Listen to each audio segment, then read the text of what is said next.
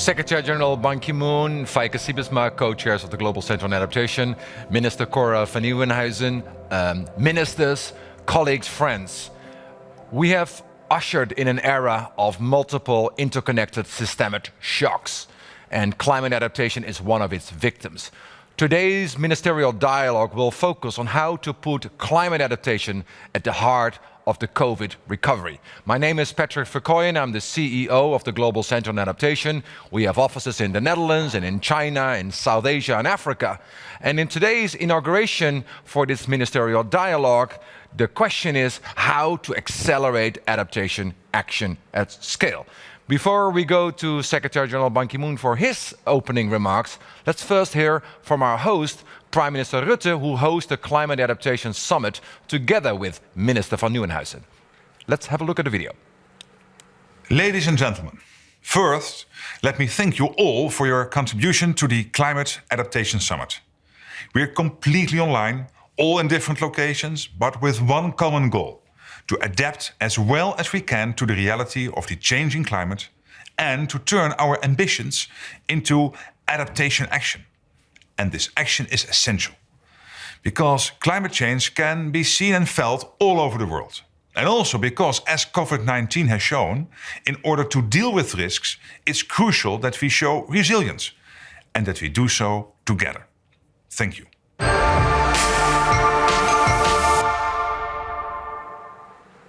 Very clear messages, in fact, 3 messages: action, action, action. Secretary General Ban Ki-moon, together with Minister van Nieuwenhuizen, you are the founding father of this movement on climate adaptation. Can we hear your opening statement, please, sir?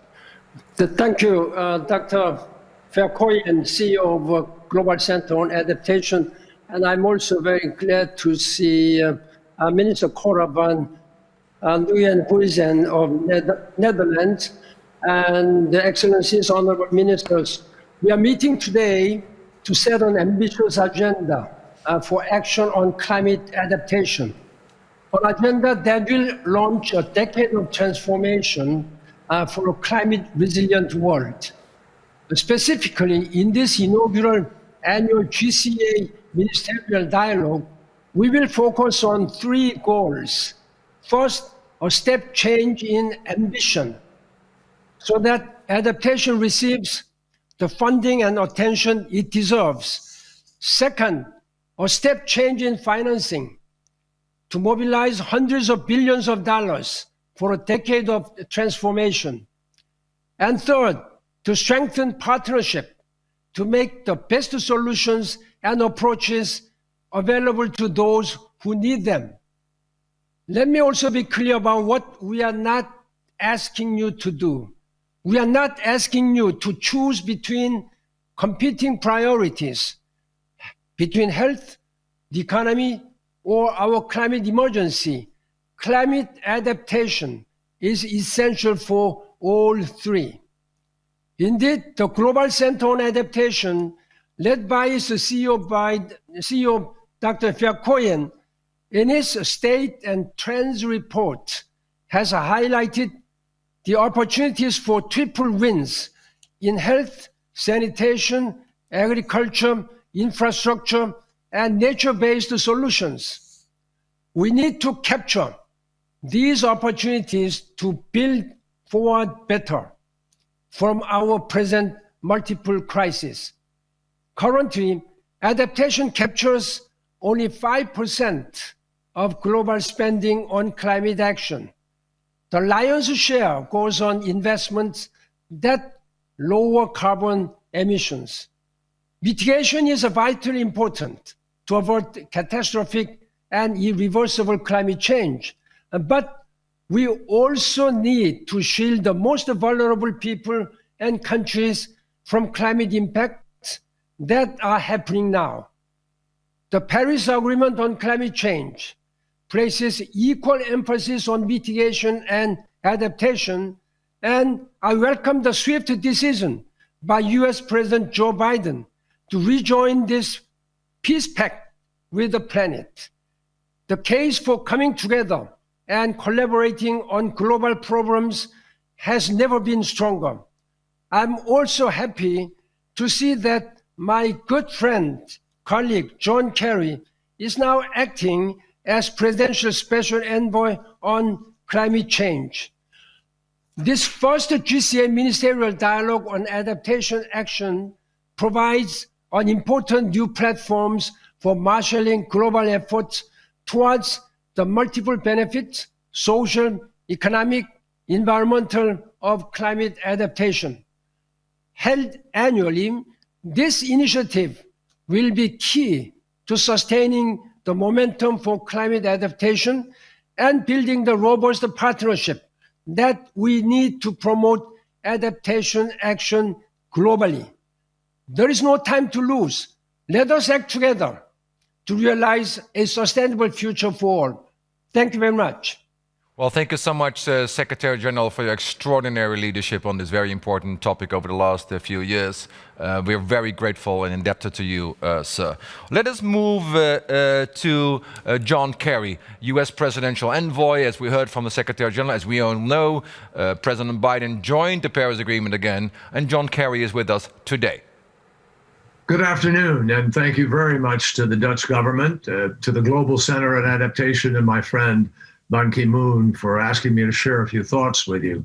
I'm honored to be with you representing the United States and also appearing as the first ever Special Presidential Envoy for Climate.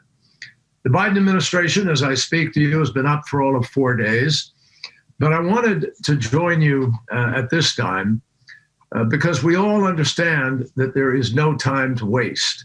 We are not yet achieving the kind of path that we need to have net zero by 2050. We are not yet even meeting what many nations promised to do in Paris. So the impacts of climate change, we all know, are already with us. The impacts are touching everybody in one way or another around the world. Central America was recently hit by 2 Category 4 hurricanes within the space of 2 weeks, leaving hundreds of thousands of people homeless.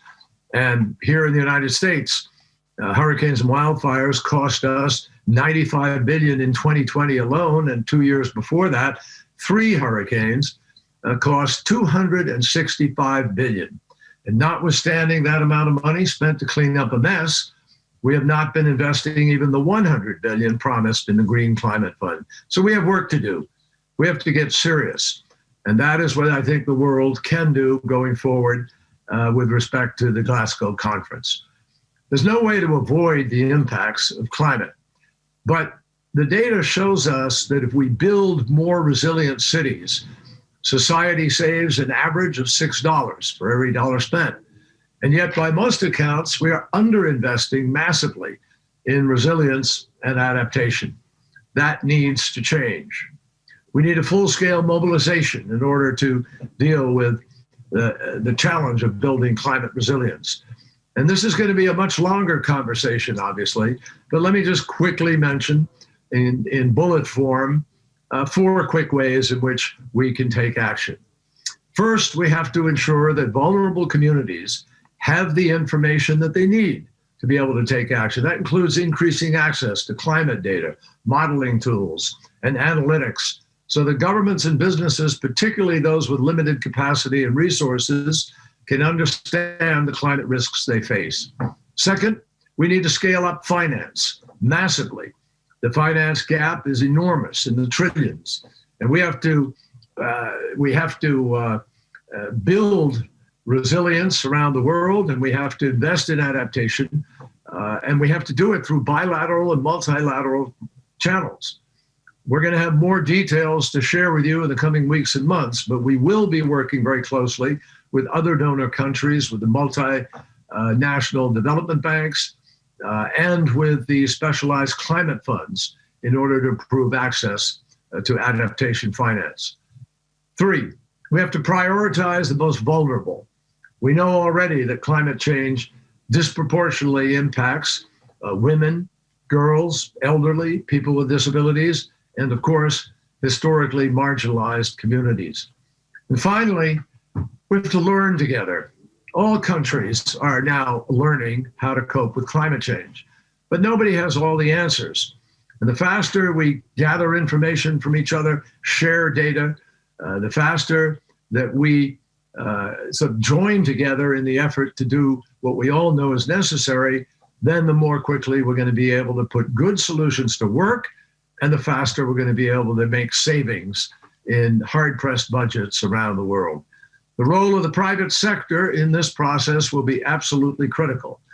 And businesses obviously have a huge stake in resilience, but they also have the ability to join together, move faster than many governments, and also to summon enormous investment sums to the table. So I thank you very, very much for giving me a chance just to share a few thoughts, and I look forward to working with all of you in the time ahead to better prepare countries around the world for the devastating impacts of climate change that are already with us, even as we will continue to work hard, particularly heading into Glasgow, to cut emissions and do what the scientists told us we can do, which over the next 9 years means avoiding the worst consequences of climate change. Take care, and thank you. Well, thank you so much, Secretary Kerry, U.S. Presidential Envoy on climate change, for your very strong message, by also indicating we have to adapt now, but also by saying that climate risks are translating into financial risk. What better person to go to next? Kristalina Georgieva, Managing Director of the International Monetary Fund and also a board member of the Global Center on Adaptation. Kristalina, please. Excellencies, I warmly welcome this dialogue and the participation of so many different ministries. On this vital issue, we need all hands on deck. We are all aware there is no time to lose. So let me make 3 quick points today. First, this is the year for action. In the emergency response to COVID-19, only a tiny fraction of G20 spending was climate-related. Understandable, as the focus was on saving lives and livelihoods. But now, in this next recovery phase, we must direct more resources to climate action. IMF analysis shows that a coordinated green infrastructure push, combined with the right carbon price signal, could boost global GDP in the next 15 years on average by 0.7 percentage points. It would also create millions of jobs so desperately needed in the wake of the pandemic, and also rising automation. And it will bring health benefits as well. Yet, globally, we are falling short in investment in climate resilience, and this shortfall is profound in the developing world. According to the Global Center for Adaptation, spending there is 5 to 10 times less than what is needed. My second point is about policies. Increased resources matter. Policies matter even more. The focus must be not only on green spending, but on overall economic and social policies. First and foremost, we must arrest and reverse the growth of carbon emissions, so there is less need for adaptation in the future. For this, elimination of harmful subsidies and forward guidance on carbon price are key. But we also must secure a just transition, one that compensates affected people and parts of the economy, and one that is anchored in building resilience to climate shocks. My third message: the IMF is stepping up. We have been clear, climate change is a fundamental risk to macroeconomic and financial stability. We have been increasing our efforts, and we will do even more this year.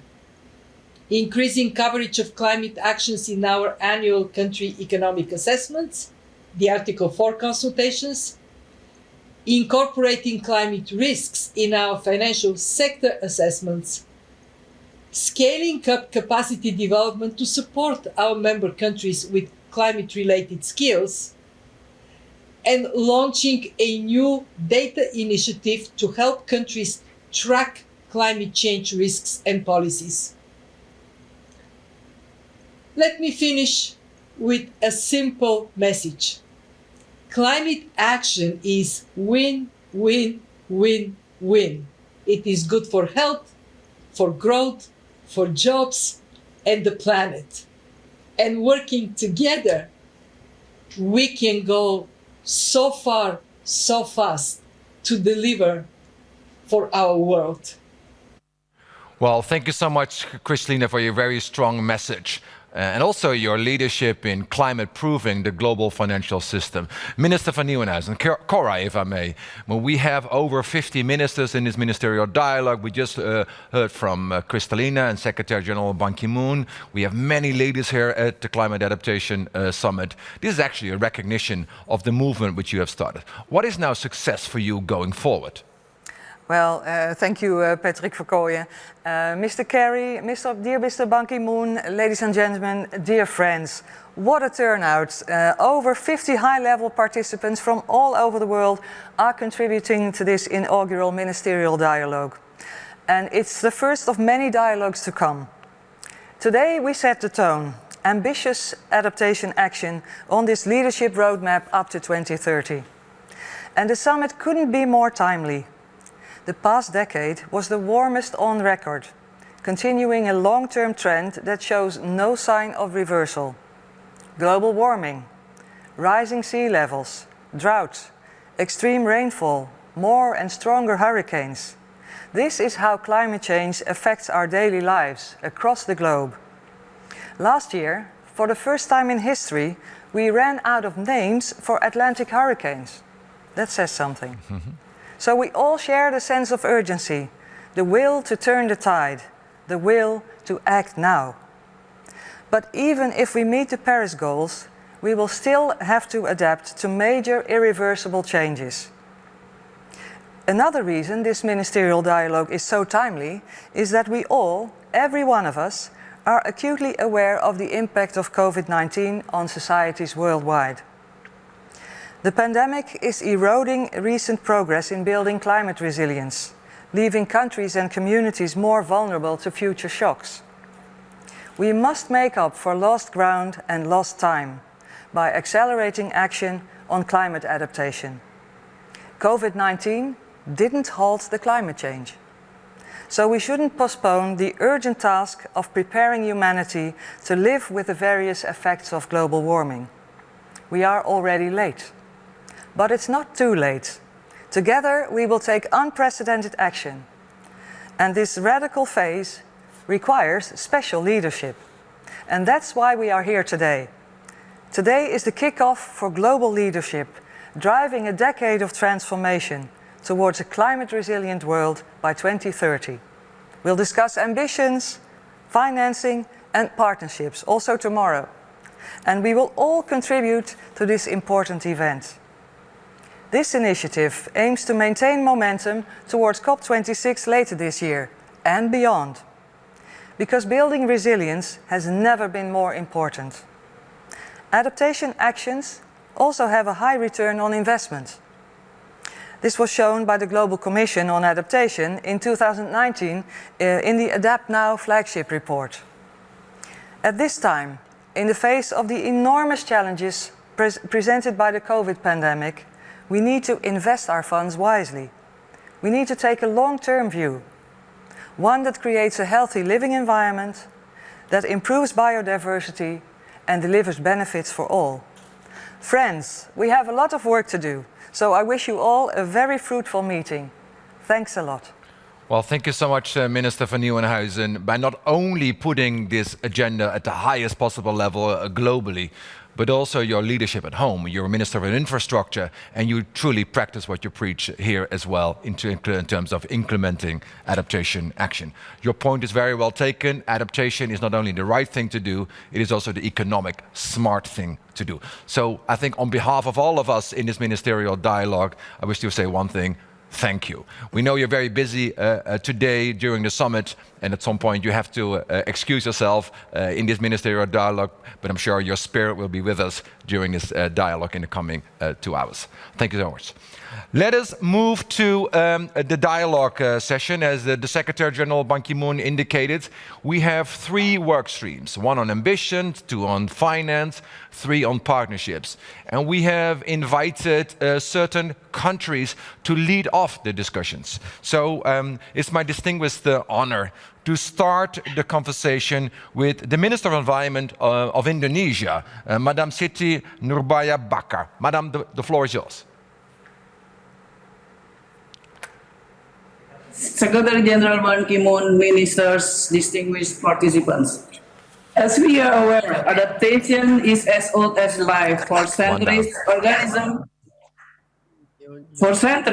organisms adjust to changing landscape and environment through biological and behavioral adaptation. Adaptation relates to national resilience, the way nations respond to geographic, demographic, and social conditions. Based on these principles, we prioritize adaptation to climate change and COVID-19.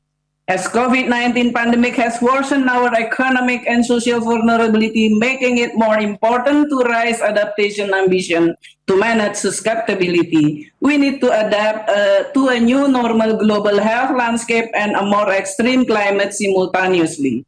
Indonesia appreciates this opportunity, and we will share implementation successes and announcement on new initiative, partnership, and actions to accelerate adaptation in the summit. In Indonesia, about 90% of the natural disasters are hydrometeorology related. Therefore, adaptation is considerably very important and included in our NDC as equally important as mitigation. Our priorities on adaptation are on economic resilience, covering sustainable agricultural practices, renewable energy, and sustainable consumption and production. We promote sustainable food estates responding to food crisis risk. We implement circular economy by utilizing waste for industrial raw materials and recently started to substitute coal for electricity. On social and livelihood resilience, covering community awareness and preparedness for natural disasters, early warning system, public participation, and of course, law enforcement.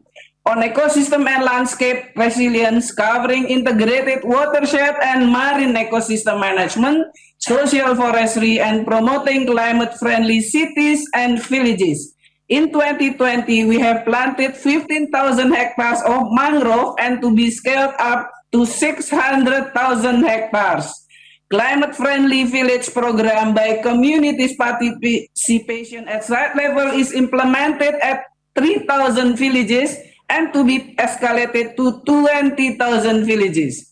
Action on adaptation is legally mandated by our law environment and stated in the Midterm National Development Plan. We develop adaptation roadmap, guidelines, and tools to facilitate information, knowledge, local wisdom, and best practices exchange for stakeholders of various profession and diverse community groups, youth, interfaith group, academia, activists, official, business, etc.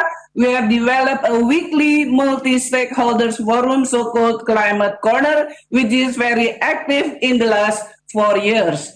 Indonesia promotes international cooperation, such as in peatland with Congo and Peru, managed by International Tropical Peatland Center in Bogor, supported by UNEP, FAO, and CIFOR, as well as partnership on Regional Capacity Center for Clean Seas in Bali, supported by COPSEA, GPA, UNEP, UNESCAP, PEMSEA, and Japan. Finally, as consequences, adaptation actions require financial support. Indonesia promotes instruments for voluntary support and international cooperation through Environment Fund, Board for various environment and climate funds. We invite international for working together. To end my remark, I would like to emphasize the importance of adaptation as reflected by our high ambition to achieve climate change agenda. Thank you for your kind attention. Well, thank you so much, Madam Minister, for your very strong commitment indeed. Let's quickly turn to Zach Goldsmith. Zach, you're the Minister from the United Kingdom. The responsibility is on your shoulder to deliver COP26. We're all in full support behind you, obviously. What would you like to share with your colleagues?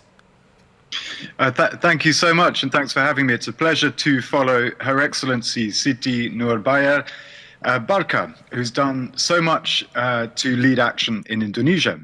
And thanks to our host, the Netherlands, and to the Global Centre on Adaptation for organising this hugely important summit.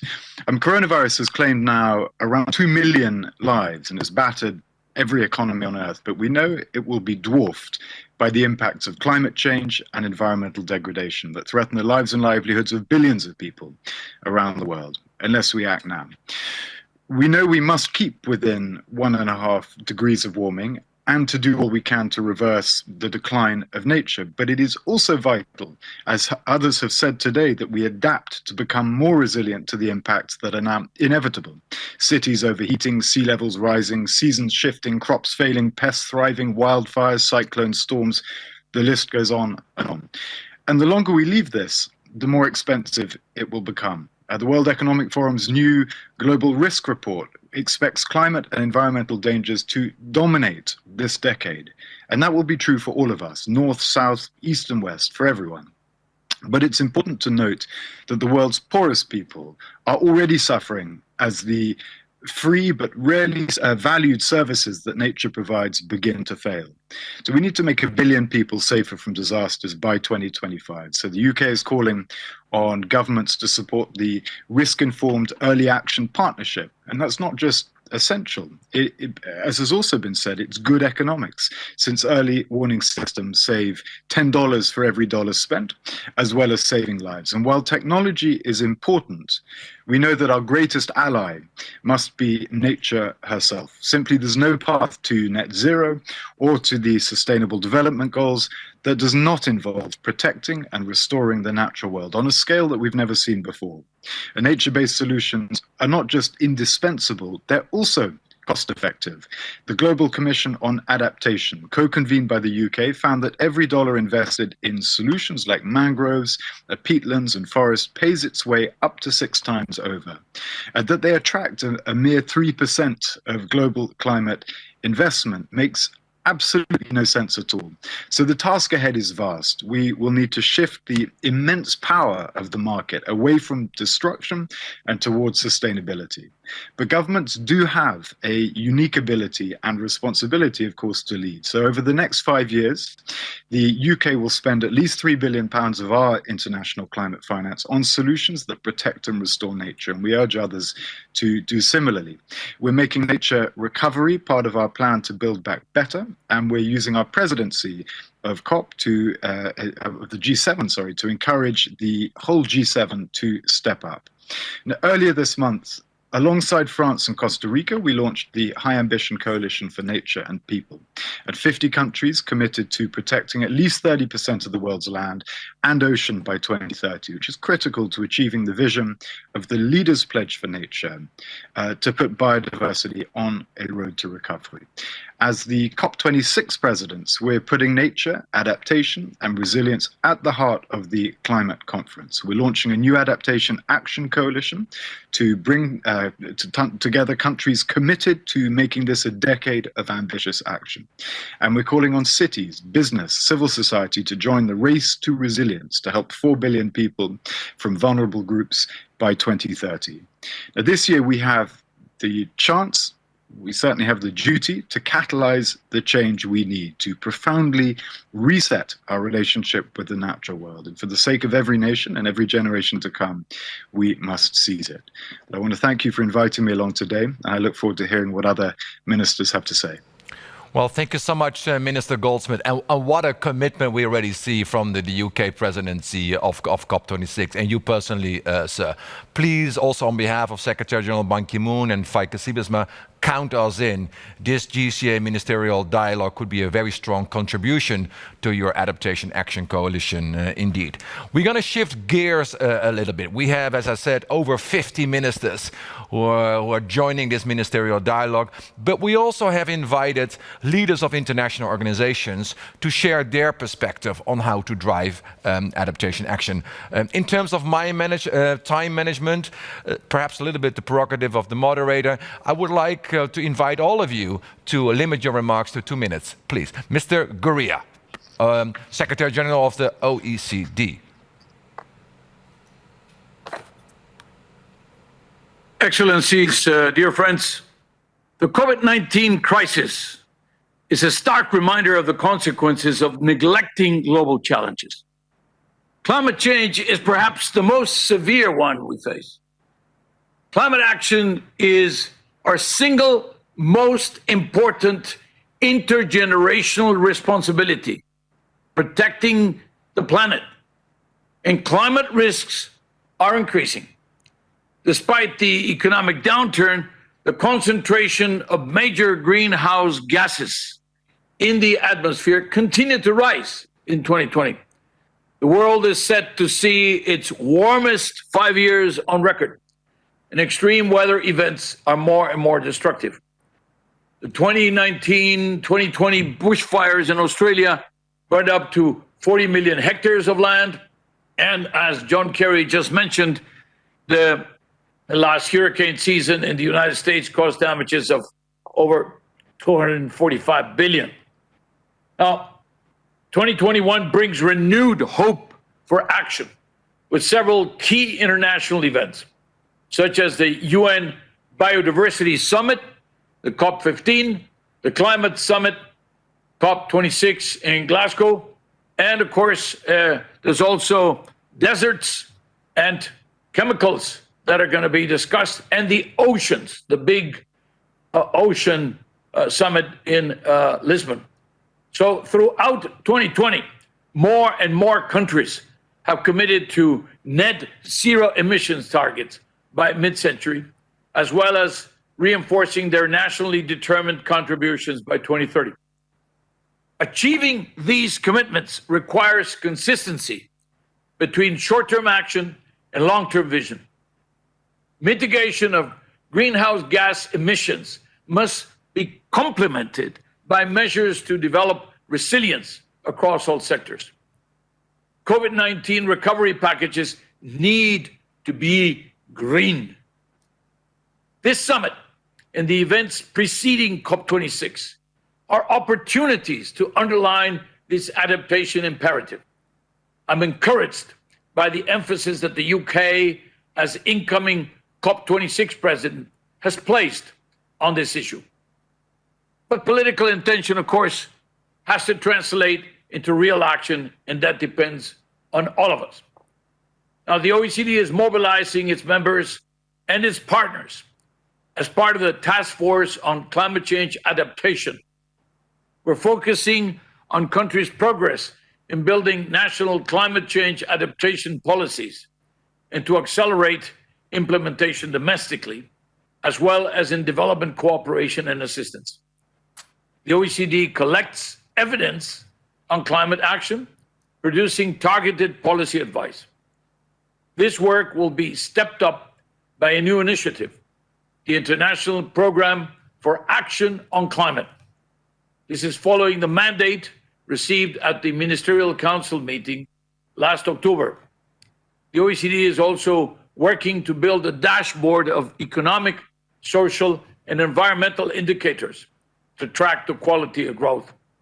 And we also help countries design and implement green recovery plans. Now, Excellencies, the need for urgent climate change, climate action cannot be overstated. If we build resilience now, the impacts of climate risks will be acutely reduced. It is within our powers. The OECD welcomes the initiative by the Netherlands and the Global Center on Adaptation.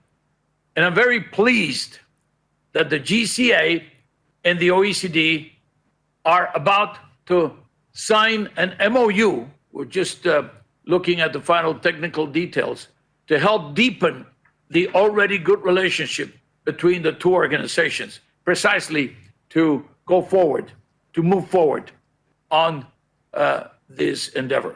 We look forward to keep strengthening our collaboration, to bring governments together to set adaptation targets, engaging state and non-state actors to implement them. Thank you. Thank you so much, Secretary General Gurria. And also thank you for your trust in us in partnering with you moving forward on this critical agenda. Let's move now to the United Nations Deputy Secretary General, Amina Mohammed. Please, the floor is yours. Excellencies, colleagues and friends, I thank the Global Centre for Adaptation for convening this inaugural Ministerial Dialogue on Adaptation Action. This forum provides a much-needed space for political leadership and cooperation. The Secretary-General and I are committed to achieving a breakthrough on adaptation and resilience in 2021. This is crucial for hundreds of millions of people. To achieve this, we have 5 asks of you today. First, we call on donors, public and multilateral development banks to significantly increase the volume and predictability of adaptation finance. By COP26, all donors and MDBs should commit to direct 50% of their climate finance towards adaptation and resilience. Second, we call on you to integrate climate risks into all policies, investments and budgetary processes. As ministers and political leaders, you can ensure that this happens. Third, we need to rapidly scale up existing catastrophe-related financial instruments and develop new ones to strengthen resilience. Doing so makes absolute economic sense. For instance, the Africa Risk Capacity is based on the principle that investing in preparedness and early warning through innovative finance mechanisms is one of the best approaches to building resilience. The results speak for themselves, as every dollar invested ex ante via ARC can save about $4.50 in post-disaster response costs. This means that investing in climate resilience creates jobs and it saves money. Fourth, we urge you to ease access to finance, especially for the most vulnerable. This is both a moral imperative and an opportunity to support those on the front lines of climate impacts. And fifth, we need to support the development and implementation of community, local and regional adaptation and resilience initiatives. For instance, the recently launched Great Green Wall Accelerator will actively support the Sahelian countries in their efforts to scale and implement projects tackling climate, biodiversity, land degradation, and cohesively while building a corridor of prosperity across the region. So far, over $14 billion in funding has been pledged to carry out this work over the next 5 years. Support and efforts now need to focus on delivery on the ground. Friends and colleagues, we are in a race against time to adapt to a rapidly changing climate and to protect the most vulnerable. For all the suffering it has caused, the COVID-19 pandemic has also been a forceful reminder of the importance of preparedness. This new forum and your ambitious actions can accelerate this vital work in line with the Sustainable Development Goals and the Paris Agreement. As we recover from the pandemic and look towards COP26 and beyond, I ask you to remember that your efforts will save lives and livelihoods, and they will usher in a fairer and more sustainable world. Thank you.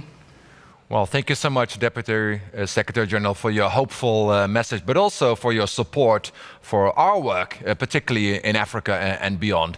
That's also a good transition to Minister Lee White, Minister of Environment from Gabon.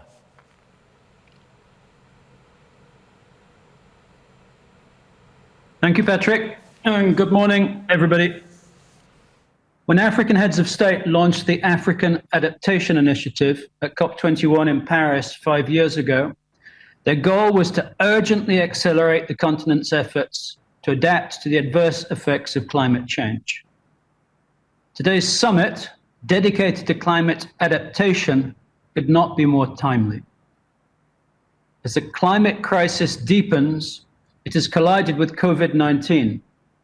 The pandemic has set off the first recession in sub-Saharan Africa in 25 years, jeopardizing economic growth, with a risk of backsliding on hard-won progress towards the Sustainable Development Goals.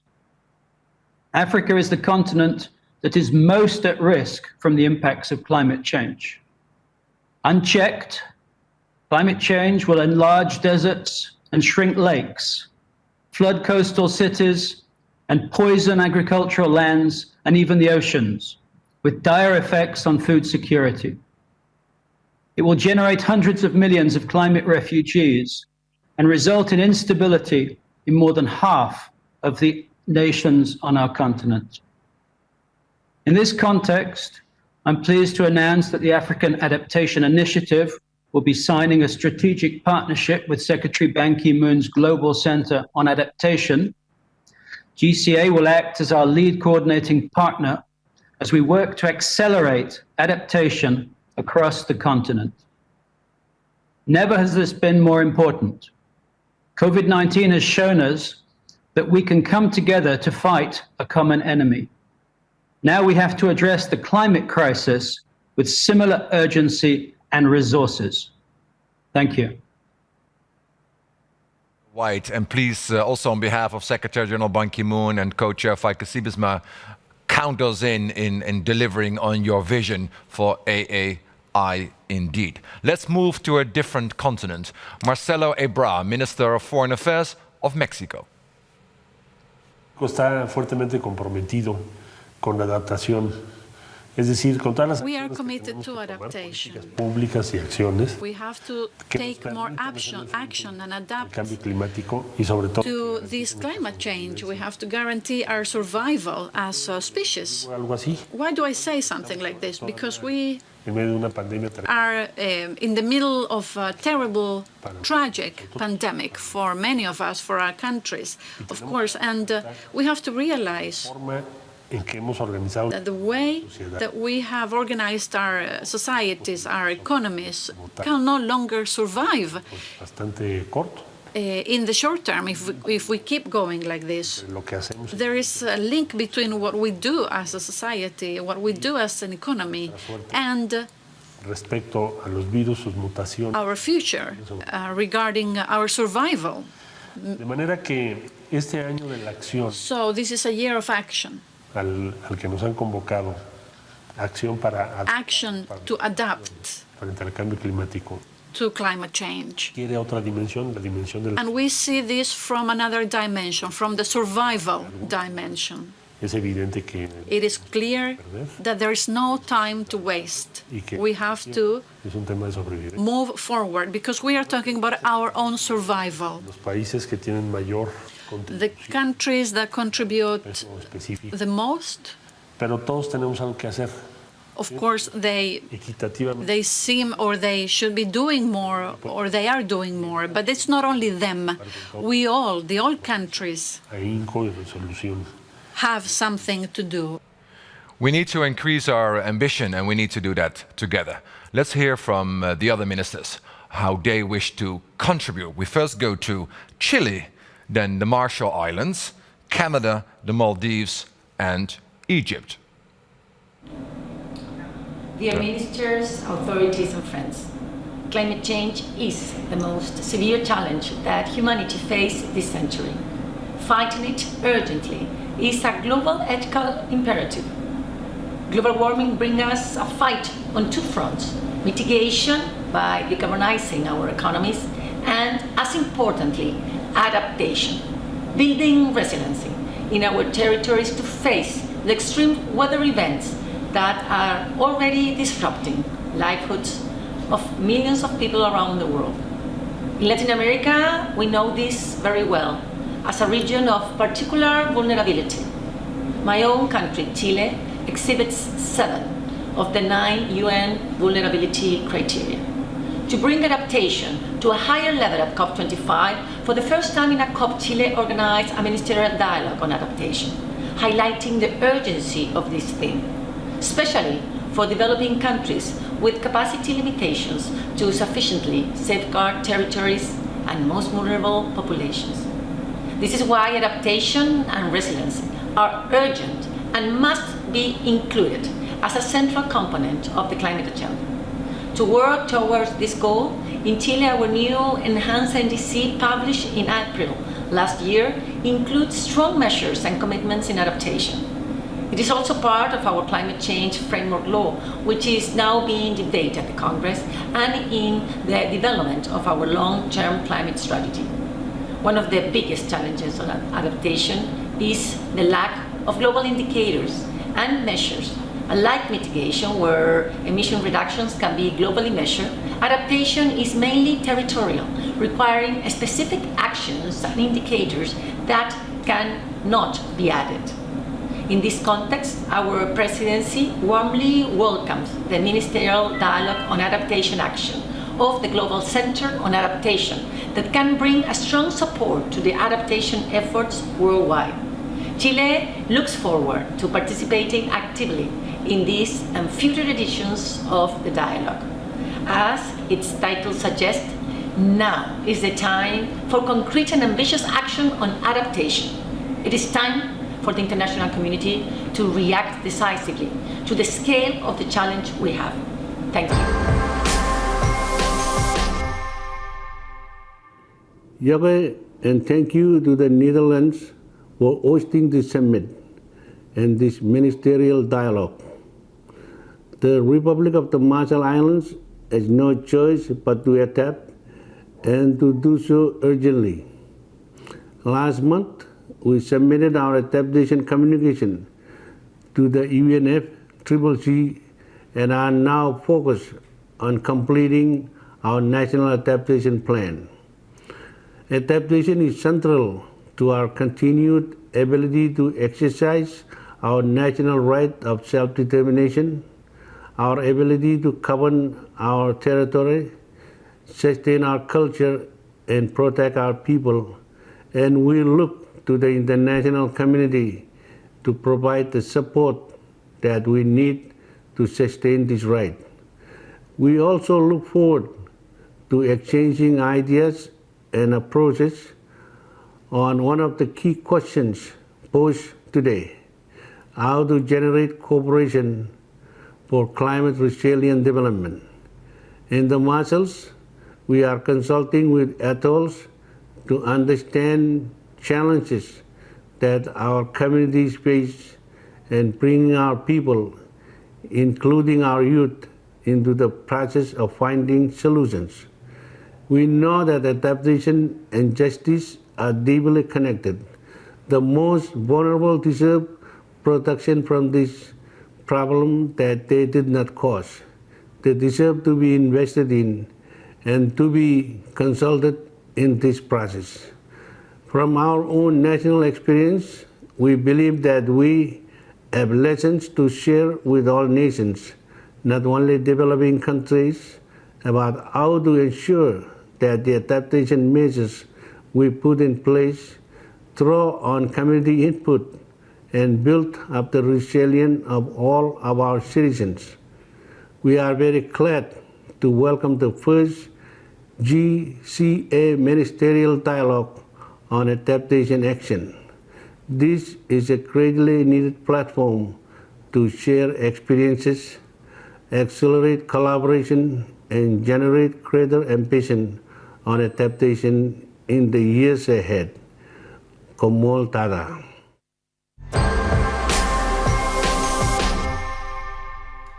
It is a pleasure to participate in this ministerial dialogue on adaptation to climate change. Canada is a steadfast supporter of the Global Commission on Adaptation's vital work to catalyze effective global action on adaptation across a range of critical areas, very much including nature. Nature is a key ally in our efforts to adapt to climate change. It has the capability to reduce climate risks and offers multiple co-benefits. Our objective in co-leading the Nature-Based Solutions Action Track for the Global Commission, along with Mexico, is to generate much-needed attention to nature's largely untapped role in adaptation when we implement nature-based solutions. This past year, the Action Track has made impressive progress in this regard with the efforts of 5 vanguard countries and 16 cities who shared their experiences in planning and implementing large-scale nature-based solutions for adaptation. In addition, we explored models for innovative financing that enables the economic benefits of nature-based solutions to drive investment in nature protection. One example being a nature-based insurance pilot launched by the Insurance Bureau of Canada and Swiss Re, a reinsurance company based in Zurich, Switzerland. We also learned much from the perspectives of diverse groups, including youth and Indigenous peoples. Parenthetically, I would like to emphasize the moral imperative of advancing nature-based solutions with the advancement of Indigenous rights. We are very much looking forward to working with the United Kingdom to advance the outcomes of the Global Commission on Adaptation on the road to COP26. Thank you very much.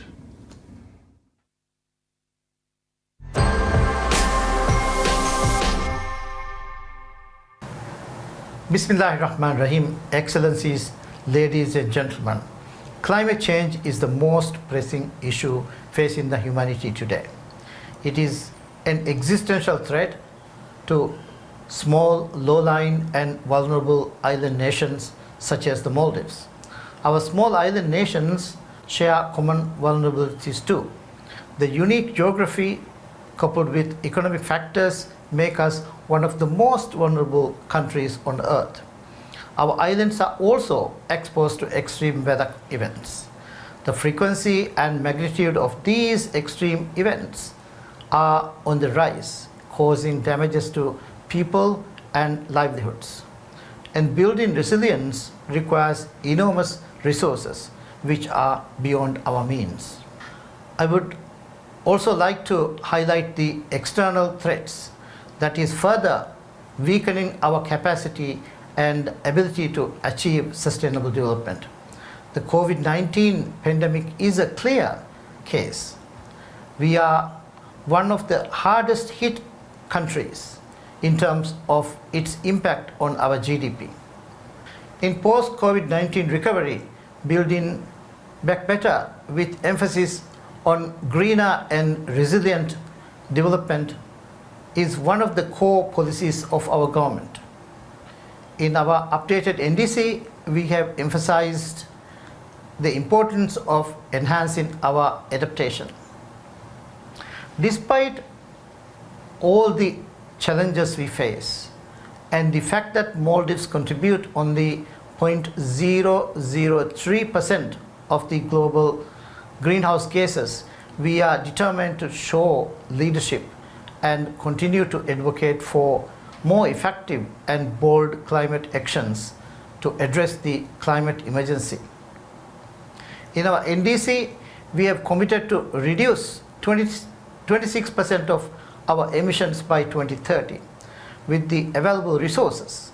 In addition, we are targeting to achieve net zero by 2030 on condition that we receive the extensive support we need. Excellencies, ladies and gentlemen, before I conclude, may I emphasize the importance of cooperation and support from our partners, especially for the vulnerable countries, to enhance our climate actions and to achieve a more sustainable, resilient and low emission future for us. I wish you all safe and happy New Year. Thank you. Good morning. His Excellency Mr. Mark Rutte, Prime Minister of the Netherlands. His Excellency Mr. Ban Ki-moon, the former Secretary General of the United Nations and the Chair of the Board of the Global Center on Adaptation. Honorable Ministers and distinguished guests. Let me at the outset thank the Prime Minister of Netherlands and Mr. Ban Ki-moon for arranging and organizing this high-level summit in such a timely manner in order to raise ambition and mobilizing financing and building partnership. Since the pandemic of the COVID-19, adaptation is becoming more of a priority, and it's becoming crucial to be embedded in all the development processes work. Let me share with you my views. Since Egypt has co-led with the UK the Adaptation and Resilience Coalition, with a call of action that has been endorsed by 121 countries and 86 organizations, more political momentum has been given to that topic. Also, in 2015, through Egypt chairmanship of the COHOSC, we have worked together with all African bodies and African countries to put the African Adaptation Initiative into materialization with the launch of such an initiative. We have worked in order to ensure that each African country is more resilient. I would like in that regard to commend the work that has took place between the African Adaptation Initiative and the Global Center on Adaptation. Recently, the UNSG has called for the state of our planet. I would like to call for adaptation to have a considerable amount of that report in order to link together with the recent UNEP report on the adaptation gap report that indicated simply that what is needed for adaptation just by 2030 is 140 to 300 billion. What is already there and given each year is 1.25 billion. There is a huge financial gap.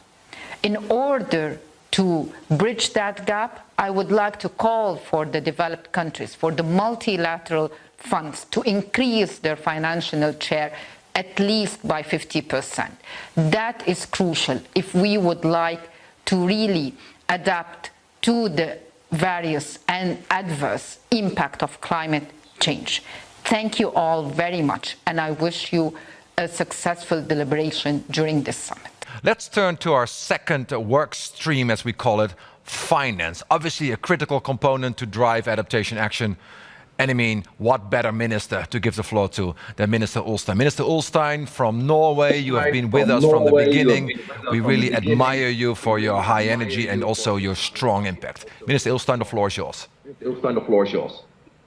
Thank you so much. And first, let me thank the Dutch government for organizing this crucial summit, and also to commend you, the leadership of Secretary General Ban Ki-moon, and the whole GCA team around you also, because leadership is exactly what our climate and our common future needs now. And that is also why we are all very pleased to have the US back on the team, and with that very strong message from Secretary Kerry himself early on in this meeting also. There is no way we can eradicate extreme poverty by 2030, nor reach the other sustainable development goals unless we successfully fight climate change. The Paris Agreement sets out with our shared path to reduce emissions together, to reduce the pain of the millions who have already seen climate change their world before their very eyes, having their houses and harvests being washed away or blown away, and to build resilient and robust societies, and to mobilize finance and support. The pandemic has made our goal of eradicating poverty more difficult to reach, but it has also made it more decisively important that we reach it. The twin crisis of COVID-19 and climate change must be handled at the same time with equal determination.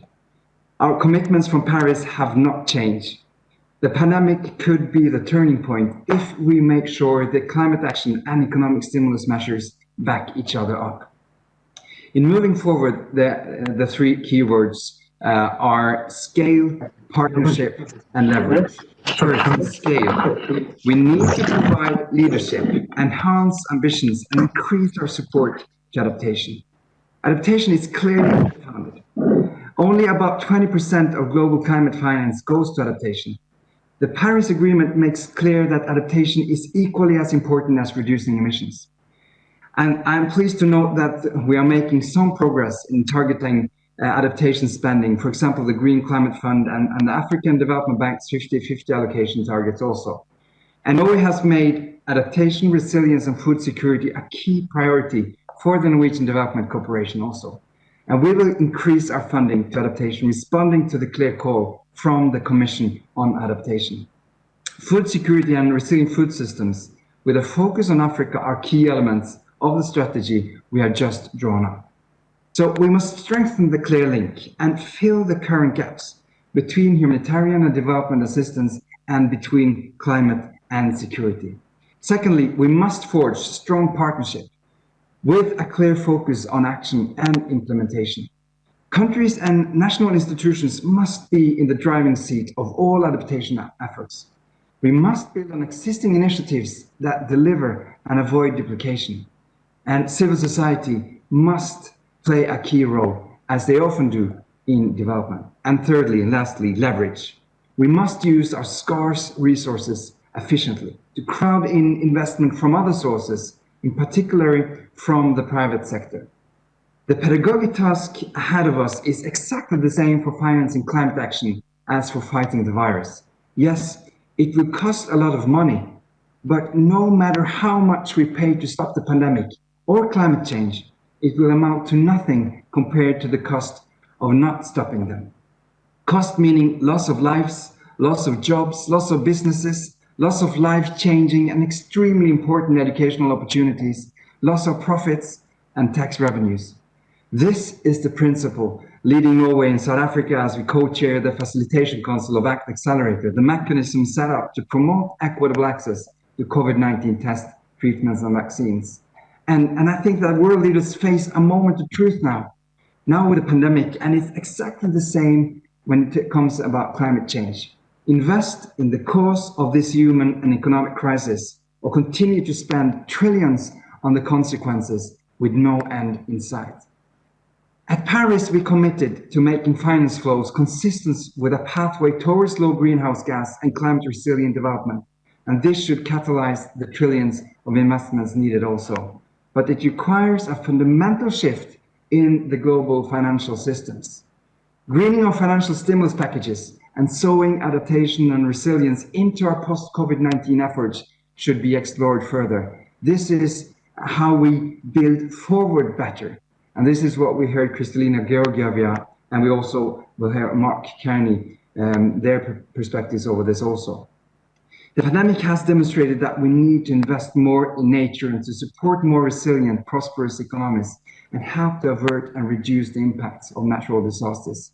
So access to climate finance must be simplified. Processes are often complex, differ from provider to provider, taking too long, demanding resources not present in the poorest countries. So we must do what we have talked so much about to leave no one behind. Gender equality, social inclusion and representation and human rights must be central in everything we do systematically.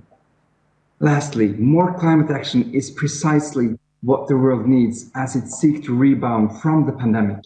By working together, we can help those who suffer from hunger because of the virus and those who suffer before the pandemic. So with that, thank you so much, Patrick, and over to you.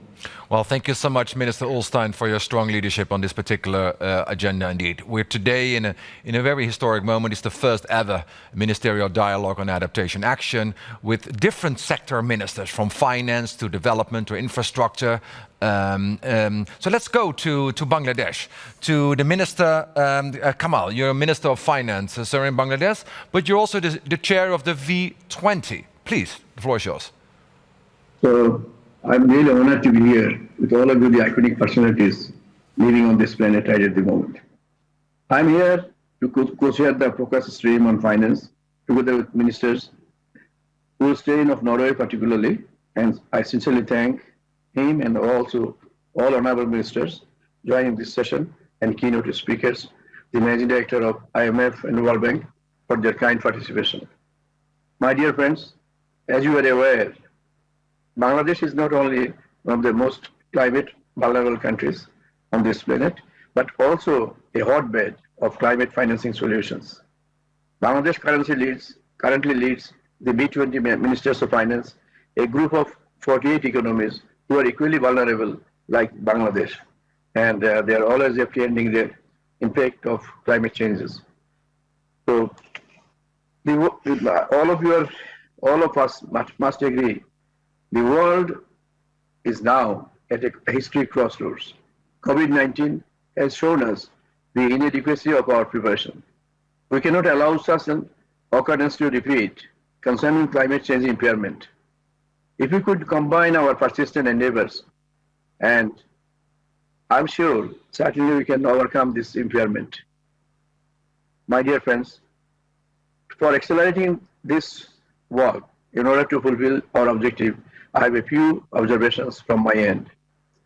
In 2021, we have to accept that the global response has been too little, too late.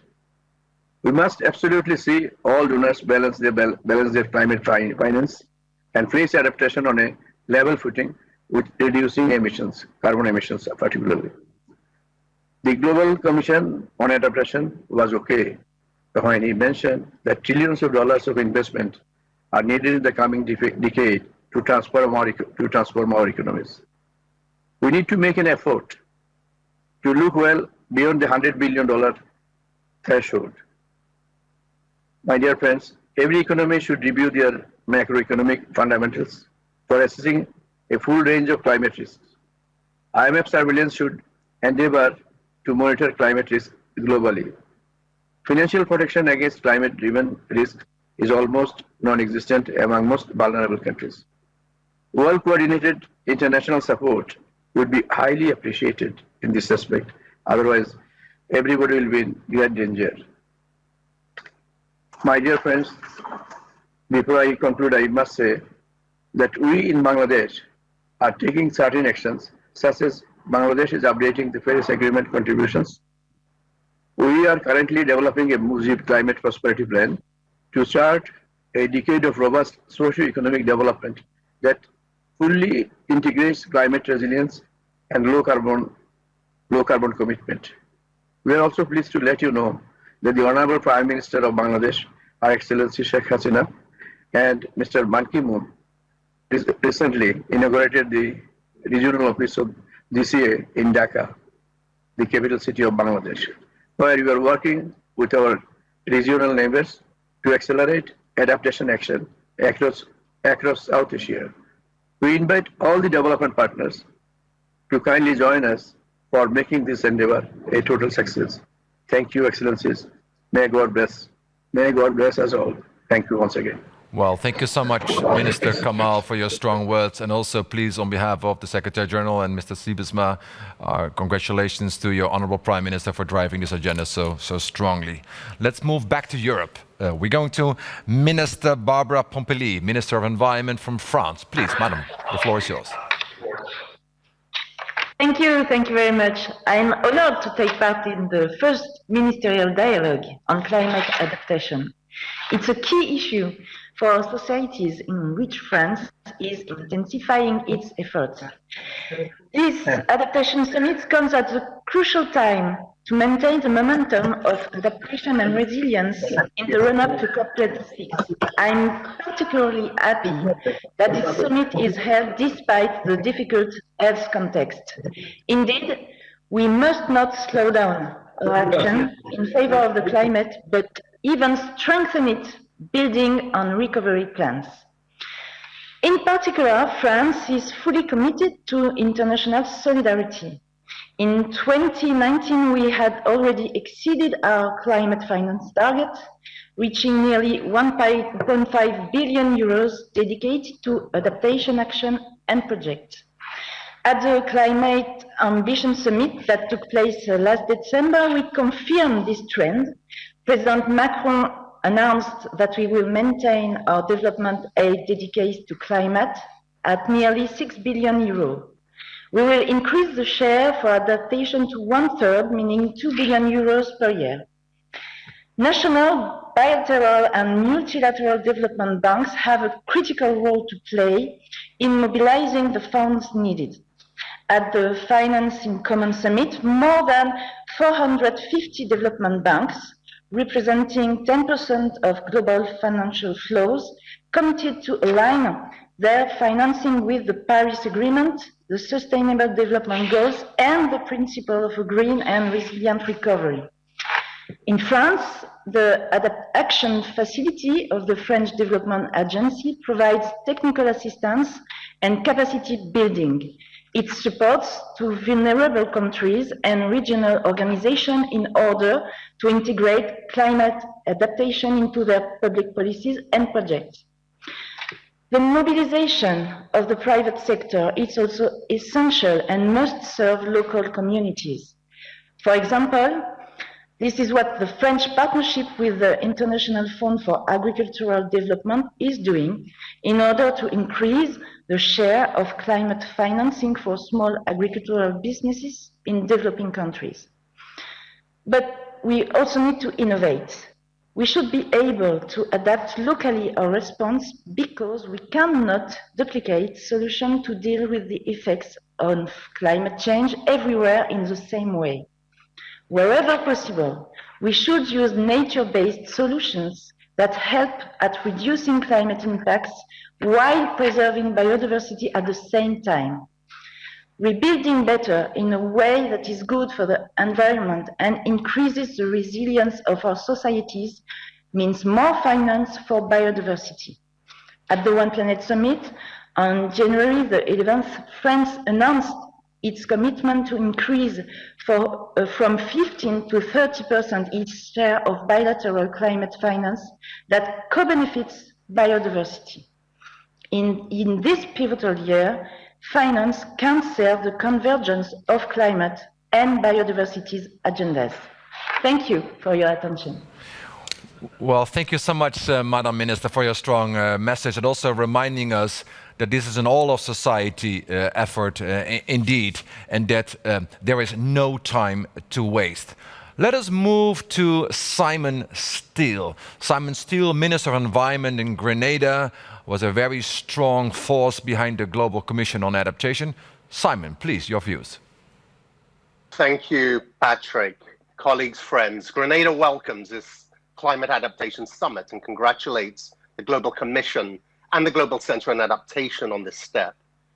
Grenada also commends the US for its climate change policy reversal and commitment to increased ambition and rapid action. For us, as a small island developing state, there is no more time to waste. Adaptation is critical, with the need to galvanize the actions and support necessary to assist us in developing and implementing our adaptation agendas. In Grenada, we have already developed our National Adaptation Sustainable Development Plans. We've begun the implementation of a comprehensive project that will climate-proof our water supply, with support from the Green Climate Fund and other development partners. We're also in the process of developing a Climate Smart Cities program, again with the support of the Green Climate Fund, to climate-proof our capital city. This program cross-cuts the three focus streams of this dialogue, addressing ambition, finance, and partnerships. It is replicable, scalable, and creates a new vision for how cities in small island developing states can address the challenges that threaten our livelihoods and our unique cultures. Utilizing a range of grey and green approaches, it will address adaptation to sea level rise, storm surges, and extreme events on key centers of economic and social activity, contributing to improved livelihoods for marginalized and low-income groups. It is a programmatic, integrated, bottom-up approach, creating sustainable development pathways, catalyzing investment, and sparking private sector activity. Total, holistic, and comprehensive, a beacon for all small island developing states. We are demonstrating ambition, but it's only through accelerated global effort and combining our ambitious action with support from our development partners, such as the Green Climate Fund, and our collaboration with the Global Center on Adaptation, will we succeed. I thank you. Financing for adaptation is critical to support those living on the front lines, but financing for adaptation is also insufficient. Let us hear from Axel van Trotsenburg, Managing Director at the World Bank, and Mark Carney, Climate Finance Advisor for COP26, how we can increase climate finance for adaptation. Prime Minister Rutte, Co-Chair Ban Ki-moon, Minister Ulstein and Minister Kamal, thank you for this important gathering. Although the COVID pandemic has preoccupied us over the past year, the climate crisis has not gone away. Climate change remains the challenge of our time, and it's the global poor who suffered its consequences most. That is why the World Bank Group continues to step up its financing, set new and more ambitious targets, while transforming the way we think about climate. We are the biggest multilateral funder of climate investments in developing countries. We're going further with a new target for 35% of our finance to have climate co-benefits on average over the next 5 years. This means that more than a third of our finance will contribute to climate change mitigation and/or adaptation. It also means we'll look at every project to find ways to bring in climate action. For example, in Malawi, we are supporting the government to restore landscapes, improve water security and agriculture productivity. This directly benefits 350,000 people, the majority of whom are smallholder farmers. Close to 70% of the project funding will have climate benefits. Our projects also gave 120 million people in over 50 countries access to early warning systems and weather data crucial to saving lives against natural disasters. We are now committed to 50% of our climate financing going to adaptation and resilience. What does this translate into? Real action in developing countries to build more resilient infrastructure and protect people. For example, we're helping 6 West African countries protect against coastal erosion by restoring wetlands and mangroves, replenishing beaches, and building seawalls and dikes. Still, the challenge is not just about finance. We also need to help make the investment of governments and private actors stronger. And on a system-wide scale, we're supporting ministries of finance to weave climate action into their policies, planning and budgeting.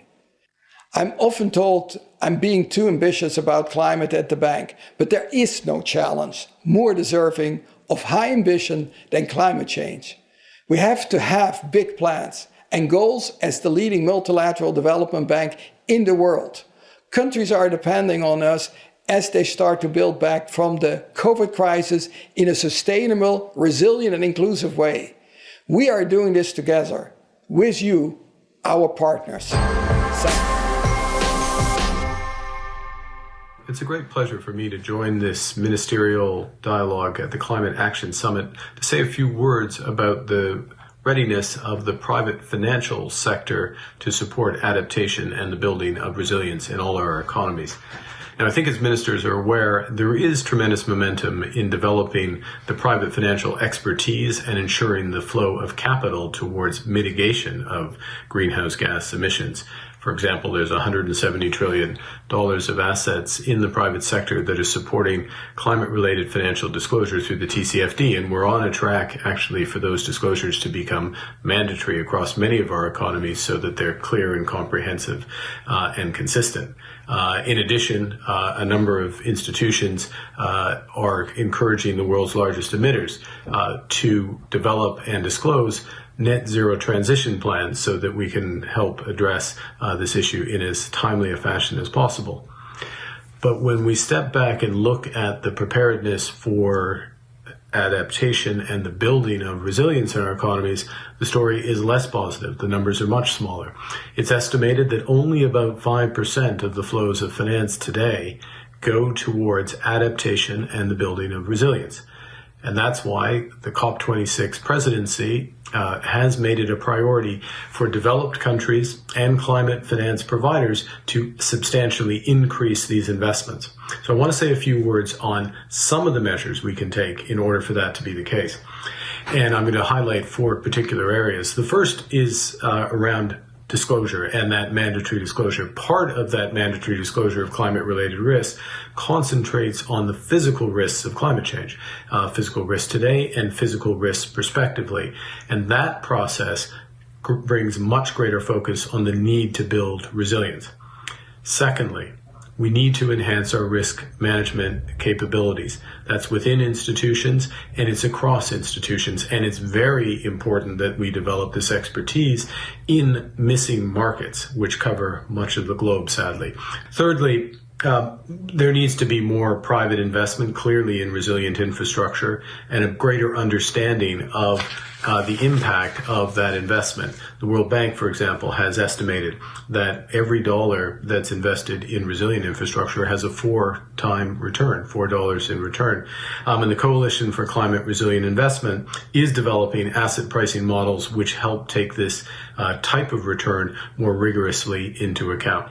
And fourthly, we are going to need some new markets. Now, there is development underway of a voluntary market for carbon offsets. That principal focus is around mitigation. But importantly, that market creates the opportunity for co-benefits, and co-benefits being priced. Those co-benefits could include biodiversity, protection and enhancement of biodiversity, and very importantly, adaptation and resilience. So by building these markets out, we can more fully develop. In addition, the Coalition for Climate Resilient Investment is also working on developing taxonomies for bonds that support resilience, and we'd like to see more progress on that by COP. Last word. This very event, the platform that has been created at the ministerial level for the Climate Action Summit, is critical to have, first, the greater focus on these issues, secondly, to reinforce some of the initiatives that I've highlighted here, and very importantly, to develop further ones and accelerate the very important accelerate and deepen the very important, in fact, critical investment that we need in adaptation and resilience. Thank you very much. Let's hear from other ministers how we can unlock finance to build climate resilience into our economies across the globe. Let's first go to the ministers from the Emirates. Then we go to Denmark, Japan, Italy, and last but not least, Fiji. Ladies and gentlemen, enhanced ambition on climate adaptation is integral to achieving the goals of the Paris Agreement. It's a pleasure to join you today and reiterate the United Arab Emirates' commitment to driving a collaborative response to climate change risks. I thank the government of the Netherlands for its leadership in advancing this critical global dialogue and congratulate the Global Center on Adaptation on the launch of the much-needed ministerial dialogue on adaptation action. Last month, the United Arab Emirates submitted its second nationally determined contribution that reflects its strong focus on building climate resilience and enhancing adaptive capacity. Our country's harsh desert environment makes it vulnerable to climate change impacts. Rising summer temperature put pressure on people, infrastructure, and ecosystems. To address this challenge, we are implementing a comprehensive national climate change adaptation program. Risks across priority sectors, including energy, infrastructure, health, and the environment, have been assessed, and development of sectorial action plans is underway. In addition to action on the home front, the United Arab Emirates is working to strengthen international partnerships on adaptation. The country is also mainstreaming adaptation in its development aid under the United Arab Emirates Pacific Partnership Fund and United Arab Emirates Caribbean Renewable Energy Fund. We are building clean and hurricane-resistant power systems in island states vulnerable to extreme weather events.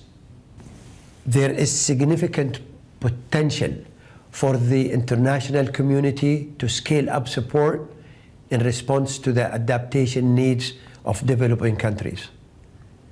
The provision of climate finance needs to maintain a balance between mitigation and adaptation. It is imperative that the recovery from the COVID-19 crisis equips our world with the tools to respond to climate risks.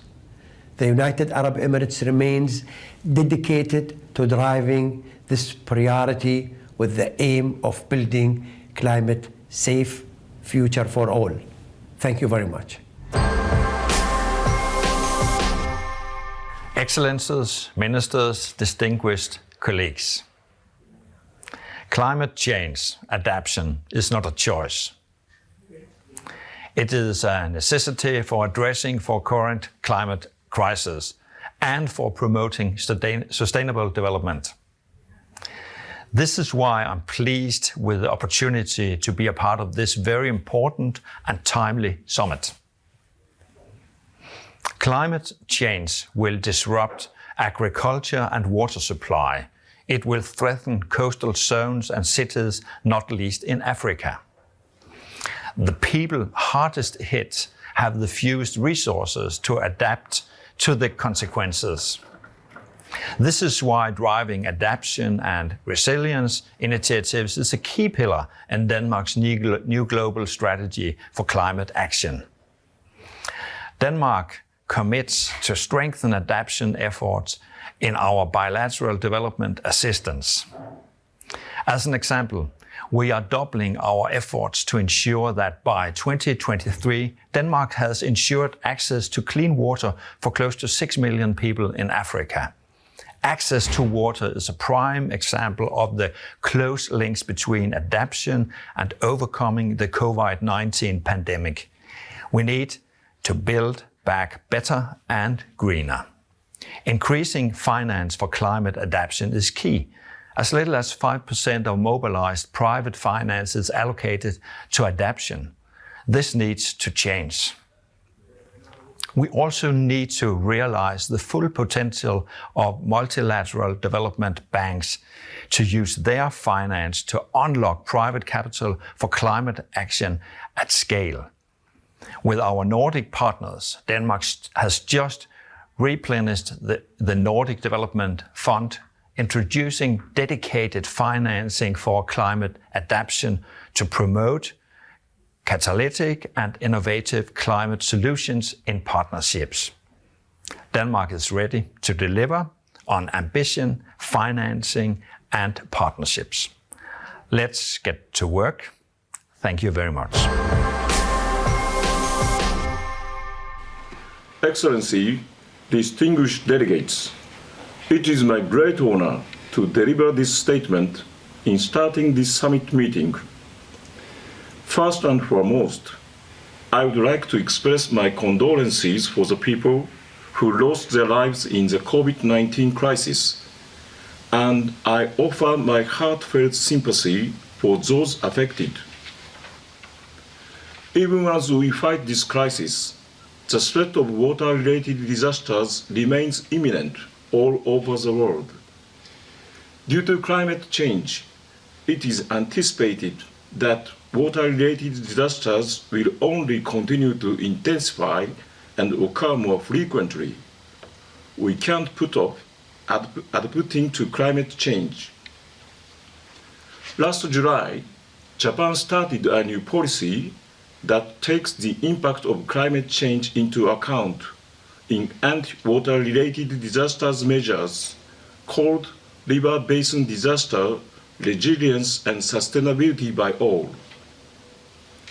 This policy calls for every stakeholder, the governments, the private sector, and residents, to take all possible actions over other than traditional approach, including rainwater storage and land use control, to reduce the risks from water-related disasters in each river basin. This policy assumes that we need to collectively agree and seek to bring disaster risk reduction to the fore in the all land development policies and build safe and secure society by considering the impacts of climate change in river basin planning. In conclusion, it is our sincerest hope that this summit provides an ideal opportunity for all the stakeholders in the world to start practices for realizing the necessary actions to adapt to climate change as substantial inputs to the international processes, including COP26.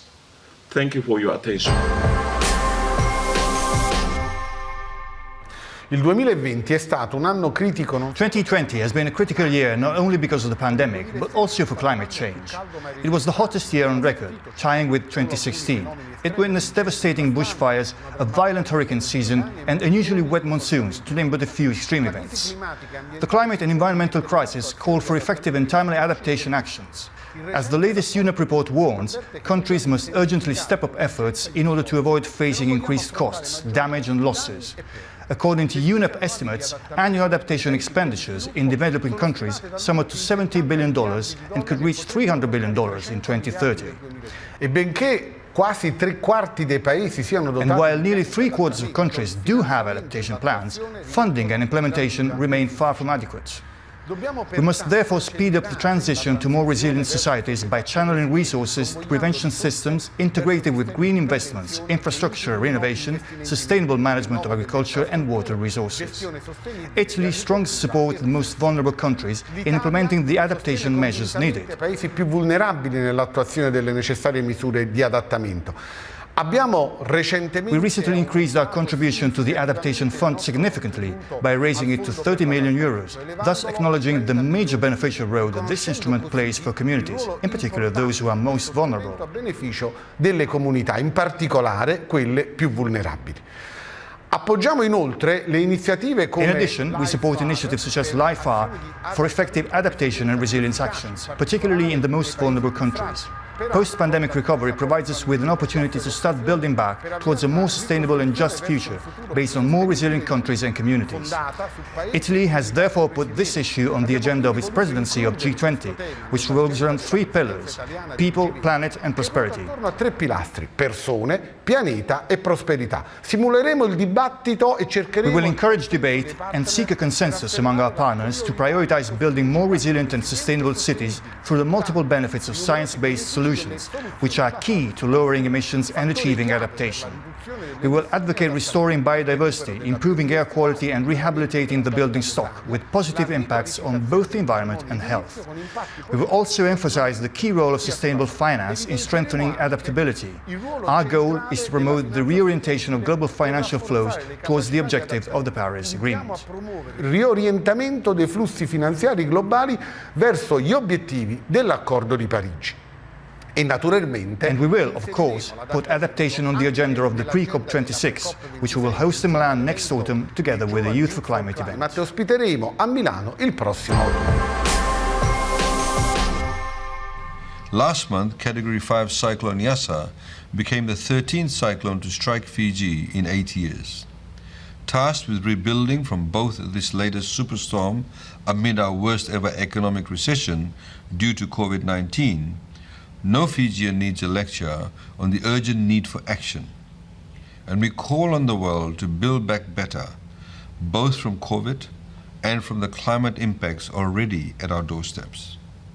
We cannot settle for a simple pandemic paint job of existing sources of financing, as they rebrand from climate action to COVID funding. This pandemic is a new crisis, a different crisis, that will compound our climate vulnerability unless we meet it with adequate financing. Otherwise, we'll risk a climate catastrophe of far greater magnitude. Instead, economic stimulus and recovery efforts must center around resilient and low-carbon solutions, with a clear picture provided by better disaster risk modeling. We must put our people back to work in green jobs, through increased investments in renewables and the building of resilient health facilities to Category 5 cyclone standards. In Fiji, we're embracing that transformation. At our shores, we won't only see the brutal costs of climate change, but some of the world's boldest solutions, including those based in nature, as our nation becomes an incubator for innovation in the adaptation space. But that progress is at risk. This pandemic has wrecked the world economy, and some of the most climate vulnerable nations have seen some of the sharpest economic contractions. Our especially dire circumstances demand special consideration. If we are not intentionally made part of an inclusive global recovery, we will never fully make up the development progress we've lost. Our international financial system was never built to withstand a warming world, and its inherent inequality has become laid bare by the COVID crisis. It must be rebuilt to a greener, bluer, and more equitable standard. Above all, it must be made resilient to the new threats we face. As a proud member of the V20 Global Alliance, we echo the call of our V20 counterparts for an accelerated financing mechanism to enable off-balance sheet de-risking tools to be deployed to reduce the cost of capital for climate adaptation and renewable energy solutions. That concludes our second work stream on finance. Let's move to partnerships, and what better country to go to than China. President Xi Jinping has been very forward-leaning in terms of driving adaptation action, not only in China, but also sharing solutions with the rest of the world, as it opened our first regional office in Beijing 2 years ago. We're very privileged having Minister Huang with us, Minister of Environment, and also board member of the GCA. Minister, you have the floor, sir.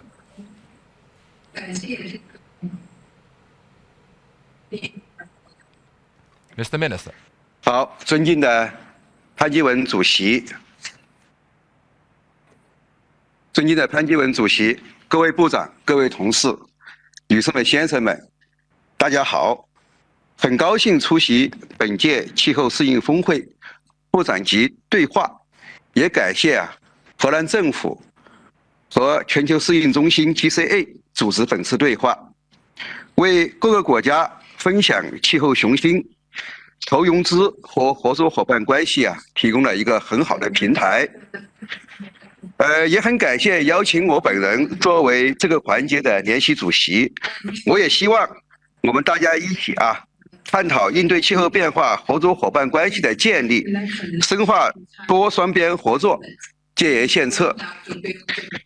2020年以来新冠肺炎疫情对各国人民的生命健康和经济社会发展都造成了巨大的影响，但气候变化仍然是人类面临的长期的严峻的挑战。我们比过去任何时候都更加深刻地认识到，人类是命运共同体。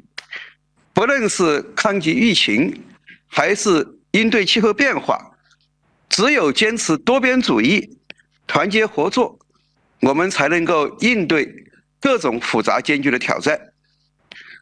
过去的一年中国在疫情防控方面取得了重大的战略性成果。那么与此同时的话呢，我们一直关注和高度重视应对气候变化工作。习近平主席在第75届联合国大会一般性辩论上，郑重地宣布了中国新的二氧化碳排放达峰目标和碳中和的愿景。在气候雄心峰会上，明确了国家自主贡献的新目标、新举措。我想这个充分地展现了中国应对气候变化的行动力度和决心。中国秉承缓解和适应并重的理念，把主动适应气候变化作为积极应对气候变化国家战略的重要内容，作为防范气候风险、减控自然灾害和助推高质量发展的重要手段，努力提高适应能力和水平，积极参与推动适应气候变化国际合作。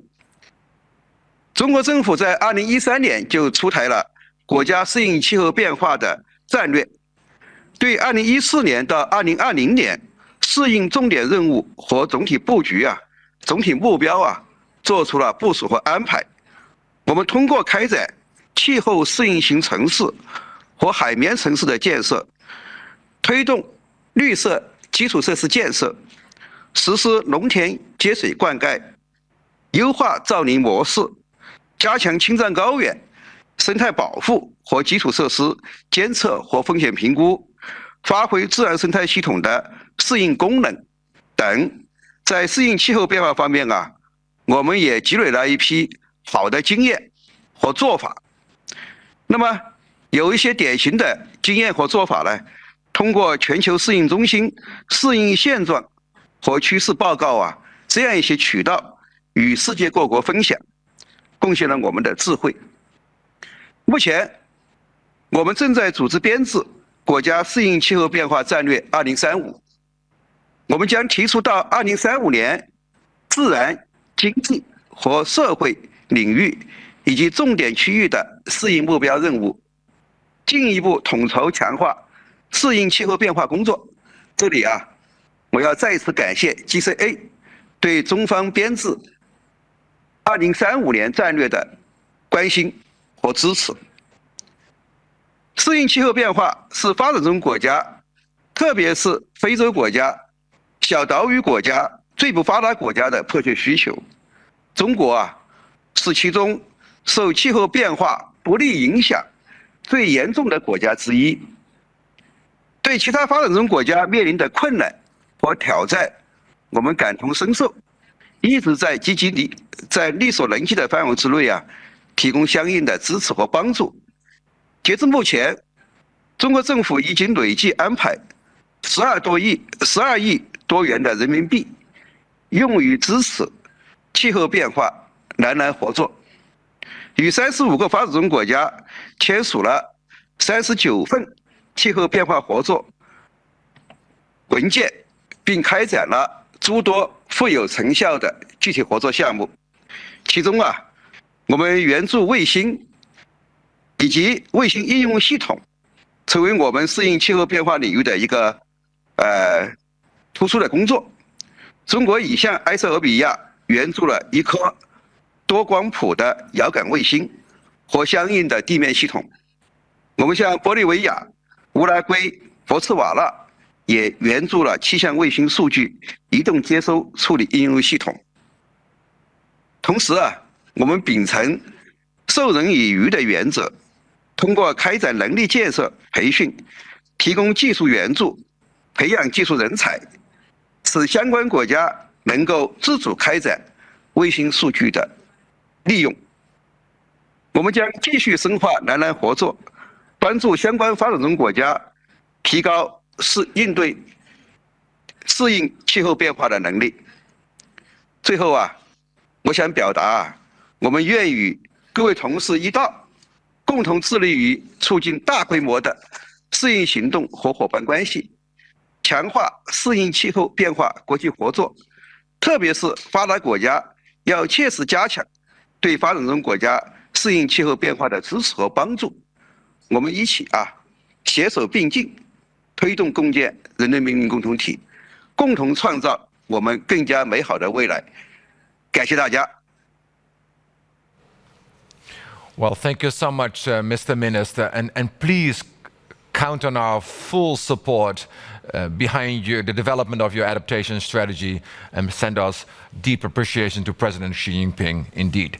Let us move to Europe again.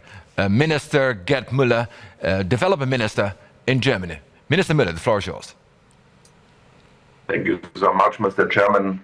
Ladies and gentlemen, excellencies, the last decade was the hottest on record. Worldwide, we are seeing record heat, rising sea levels, extreme weather, and forest fires. Climate change is displacing people. The World Bank expects that up to 150 million people will become internally displaced by 2050. The poorest are most at risk. They have the least to climate change, and now they are the least able to protect themselves. So we need a turnaround. This means, first, that we have to become carbon neutral by 2050. Second, we need to adapt to the changing climate. Many livelihoods are already at risk. We have to recognize the potential of adaptation and invest in adaptation. So we must strengthen resilience in three ways. First, through more investment, especially in developing countries. Second, through stronger international and multilateral cooperation. And third, and through the mobilization of the private sector and non-governmental players. You can see that adaptation to climate change will only work if we work together. We need focused, effective partnerships with many players. Germany is doing its part.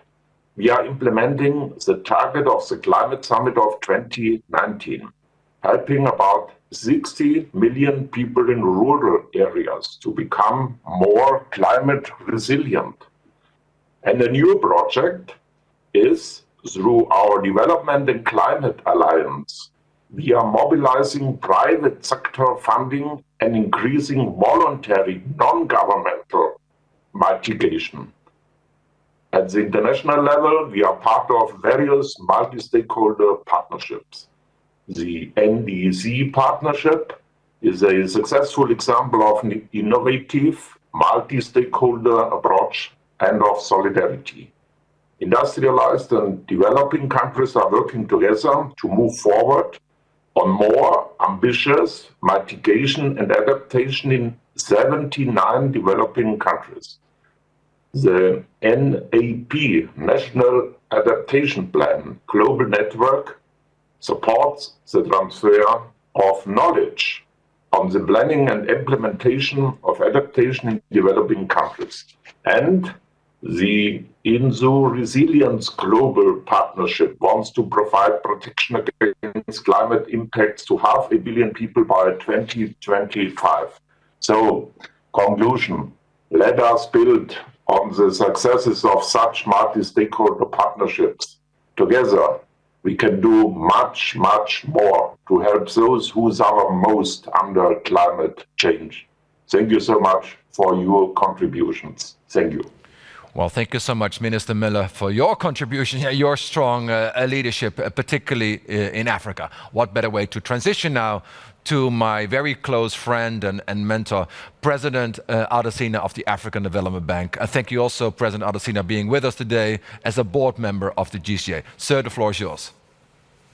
Thank you very much, Patrick. Good morning, everybody. Your Excellencies, as we gather here today for the Climate Adaptation Summit, I'd like to commend the visionary leadership of Prime Minister Rutte and the former United Nations Secretary General Ban Ki-moon. It was also great to have Honorable John Kerry with us, President Biden's Special Envoy for Climate. With you in charge and the strong and powerful leadership of President Biden, we are re-energized on the global agenda on climate change. We gather carrying the hopes and aspirations of people. We speak not because we want to be heard. We speak for those that need to be heard. For today, Africa's needs must be heard. And today, collective actions must be taken to help Africa adapt to climate change. Africa is estimated to lose $7 to $15 billion per year from climate change. And this could rise easily to $50 billion by 2040, according to the IMF. The African Development Bank has increased its climate finance by 400%, rising from 9% of its total finance in 2016 to 38% in 2019. We expect to reach 40% in climate finance this year. The African Development Bank has committed an additional $12.5 billion to climate finance between 2020 and 2025, all to be committed 100% to climate adaptation. To do more for Africa, we are building strategic partnerships. And that's why I'm delighted to have partnered with the former United Nations Secretary General Ban Ki-moon and Feike Chisbesma, the co-chair, to establish the Global Center for Adaptation Africa, hosted at the African Development Bank. Our ambition is bold, and Patrick, you are key to making this happen. It is to galvanize climate resilient actions, support countries to accelerate and scale up climate adaptation and resilience, and mobilize financing at scale for climate adaptation in Africa. The African Development Bank and the GCA Africa have launched the Africa Adaptation Acceleration Program to mobilize $25 billion in new climate finance for Africa and to scale up innovative and transformative actions on climate change across Africa. For example, our digital agriculture flagship, with leverage $2 billion to deliver digital climate advisory services to reach 300 million farmers by 2030. We will roll out the first digital agriculture financing facility for Africa. Our youth adaptation flagship will unlock $3 billion for the youth, support 10,000 youth-led small and medium-sized enterprises in climate resilience, and build capacity for 1 million youth on climate adaptation. We will scale up the bank's Africa Disaster Risk Facility, which has already provided $10 million to insure countries against extreme weather risks, as we heard from the Deputy Secretary General of the United Nations, including Madagascar, Mauritania, Zimbabwe, and Niger. We will also scale up the bank's technologies for African agricultural transformation, TAT, which has leveraged $450 million and provided 19 million farmers with climate-resilient agricultural technologies in 27 countries, raising farmers' yields by 60%. We just heard from the Minister of Norway. The Africa Adaptation Acceleration Program will deliver climate adaptation for Africa at scale. The program should be robustly supported. It is Africa's platform for rapid climate adaptation. This is the time for scaled-up actions on climate adaptation for Africa. Africa must not be shortchanged by climate finance. It is time to act, for Africa can no longer wait. The African Development Bank and the Global Center for Adaptation, GCA Africa, are geared up for transformative actions. And we are ready to work with you all. And thank you all very much for your support. Well, thank you so much, President Adesina, also on both of our organizations to announcing this new, bold initiative. And indeed, let's make it work. One key person to make this work, this new joint partnership, is our co-chair of the board. Mr. Feike Siebersma, you're not only the co-chair of the board, you're also the co-chair of the World Economic Forum Climate Business Leaders. Mr. Siebersma, the floor is yours. Thank you very much, and thank you all for being present during this important summit. As we all know, climate change is threatening the world, and we anchored our approach in the Paris Treaty. And unfortunately, we know we are not on track. But the impact of climate change is growing, especially also right now for developing countries. And therefore, in parallel, we should focus on adaptation next to mitigation. And we do that via this summit and via the Global Center for Climate Adaptation. What we do at GCA is we focus on developing best practices in 6 areas, like resilient food production that can deal with flooding or droughts, infrastructure, cities, water, finance. And these best practices, when developed, can be rolled out, can be used in different countries. And like President Adesina of the African Development Bank said, important for Africa, important for other regions in the world. And we support Africa also via Africa Improved Food to make resilient food production. We need also the private sector to join and to invest, also in its own benefit, protecting their own interests, their own supply chains, etc. And also, since addressing climate adaptation can create economic growth, 0.7%, like Kristalina Georgieva of the IMF said, and jobs, obviously. We now, at this moment, altogether spend about 30 billion a year on adaptation. Last year, unfortunately, it went down, whilst we need to increase this with tenfold, including businesses. Therefore, I'm glad that Prime Minister Rutte today said, and Mr. Adesina mentioned that as well, we need to split 50-50 between mitigation and adaptation. And the money spent need to be spent on both, for people today and generations to come. Let's jointly continue this journey. In mitigation, we shall race to net zero. In adaptation, we shall race to resilience. Thank you very much. Well, thank you so much, Feike Siebesma, co-chair of the board of the Global Center on Adaptation, for your strong leadership and your very strong push continuously in the last few years in driving adaptation action to the ground, to those who need it most, and now with a specific emphasis on Africa indeed. Let's go to the home country of our other co-chairman, Mr. Ban Ki-moon, and let's listen to the just appointed new Minister of Environment from Korea, Minister Han. 어려운 여건 속에서도 제1회 GCA 기후적응 정상회의를 개최해 주신 네덜란드 정부와 GCA에 감사를 표하며 제 발언을 시작하겠습니다. 특별히 정상회의 의장으로서 저희를 환영해 주신 마크 루트 총리님과 또 장관급 대화를 주재하는 반기문 의장님께 감사드립니다. 2019년 6개월간 지속된 호주의 대형 산불, 20년의 동아시아 홍수 등 우리가 경험해보지 못한 이상기후로 인해 전 지구가 몸살을 앓고 있습니다. 또한 이번 코로나19 대유행은 기후변화로 인한 전 세계 위협에 대한 더욱 강력한 조치가 필요하다는 신호로 여겨집니다.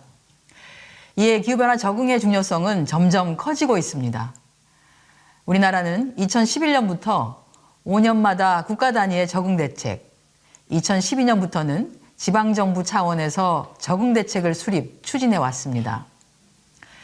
2020년에는 국민과 함께하는 기후안심 국가를 비전으로 하여 3차 국가 적응대책을 수립하였고 사회 전반의 기후 적응력을 높이기 위해 노력할 예정입니다. 우리나라는 10여 년간의 적응 경험과 노하우를 세계 각국과 공유하기 위해 매년 개도국 적응 역량 지원 프로그램을 운영해 왔습니다. 21년부터는 이를 확대 발전시켜 UN 기후변화 협약 사무국과 함께 기후적응 아카데미를 운영할 계획입니다. 또한 올해에는 적응 분야 최대 규모 행사인 UN 기후변화 협약 적응 주간이 19년에 이어 한국에서 개최될 예정입니다. 국제사회에서의 적응 행동 이행을 위한 파트너십 제고와 적응 솔루션 모색 등을 논의할 수 있도록 개최국으로서 최선을 다하겠습니다. 마지막으로 COP26까지 적응 분야 리더십 협력을 가속화하고 기후 탄력성을 강화하는 귀중한 플랫폼으로서 이번 GCA 적응 장관급 대화의 역할을 기대합니다. 대단히 감사합니다. We're all in this together as we adapt to a changing climate while also reducing our carbon footprint. Let's hear from other ministers how we can build forward better by leaving no one behind. Let's hear from Costa Rica, India, Bhutan, and Portugal. Excellencies, dear friends, the Climate Adaptation Summit 2021 represents a great opportunity that sets out clear commitments to deliver concrete new endeavors and partnerships to make our world more resilient to the effects of climate change. I welcome this first ministerial dialogue to focus exclusively on adaptation to climate change, encouraging the international community's commitments and the development of new partnerships needed to promote its further acceleration. Building on the work of the Global Commission on Adaptation, the Adaptation Action Agenda presents a comprehensive and accessible overview of key actions taken to enhance resilience for a transformational decade towards 2030. As the world witnessed last year, Hurricane Iota caused severe damage to the areas of Central America already devastated by Hurricane Eta just less than 2 weeks prior. Central America is one of the most vulnerable regions in the world to climate change, and Costa Rica, which is currently the pro tempore presidency of the Central America Integration System, CICA, calls on countries to increase ambition. My country is in endeavor of meeting the objective of the Paris Agreement, has submitted its updated NDC in December 2020, increasing ambition for mitigation but also in adaptation. We have developed capacities an information system for decision making, the inclusion of adaptation criteria in financing instruments and planning, as well as the adaptation of public services, productive systems, infrastructure, and the implementation of nature-based solutions. Costa Rica wants to be an example for the world on the adaptation actions through a human rights approach, thus nature-based solutions and locally led adaptation, with respect for world views and the rights of indigenous peoples and Afro-descendant communities are essential. We call on countries that haven't submitted their updated NDCs to do it and to increase both mitigation and adaptation ambition. We need to make the world more resilient to the effects of climate change.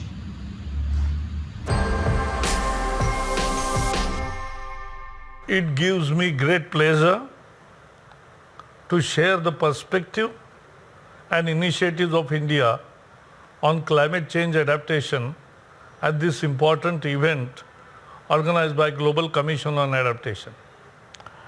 India is a large and geographically diverse country. Here, people depend more on vulnerable sectors like agriculture, forest, and water for livelihood. And as a result, adaptation becomes a very important key priority area, though India is not responsible for the climate change because our historical emission is just 3%, and our even current emission is just 7%, despite we are the big country with 16% of the world population and 16% of cattle population. But still we have to suffer, and therefore adaptation becomes very important. A slew of measures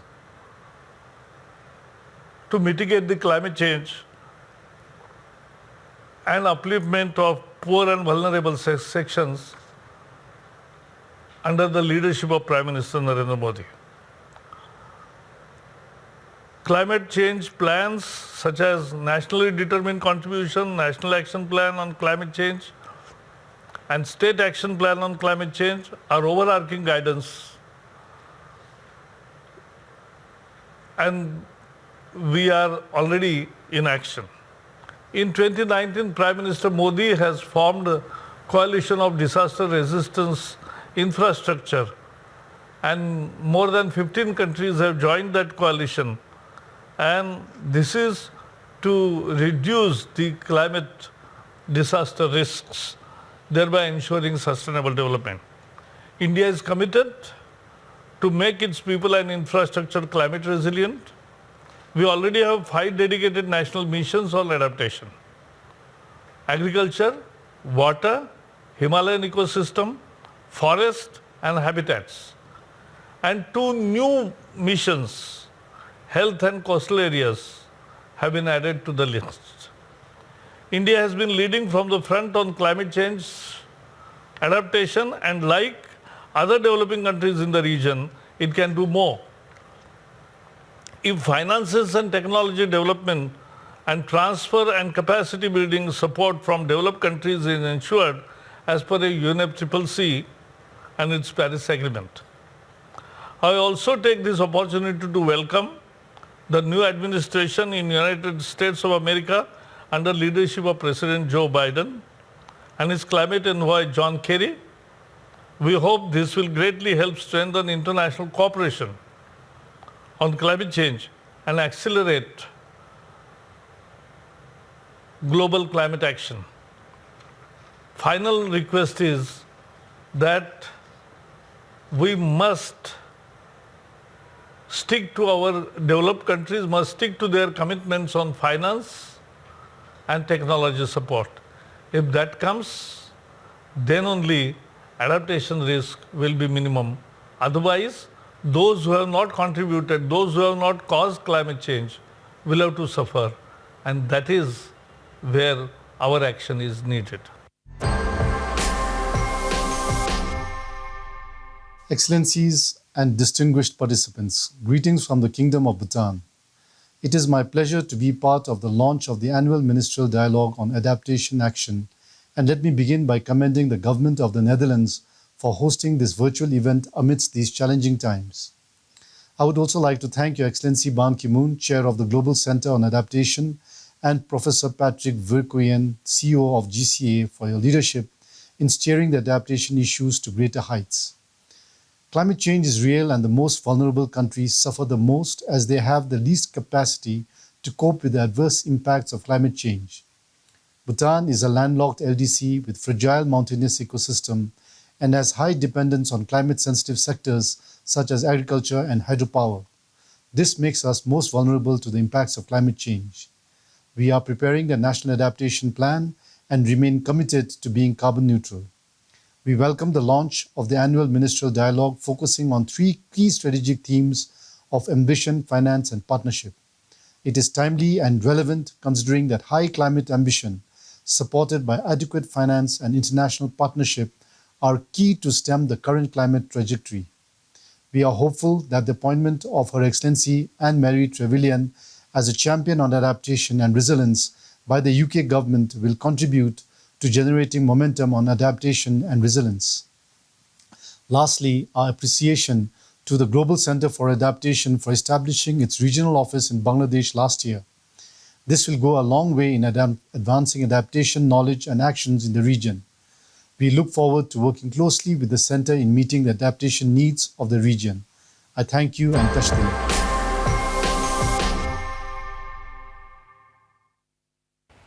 This summit puts at the center of our agendas the climate change effects and the need to take swift and effective actions to enhance our resilience.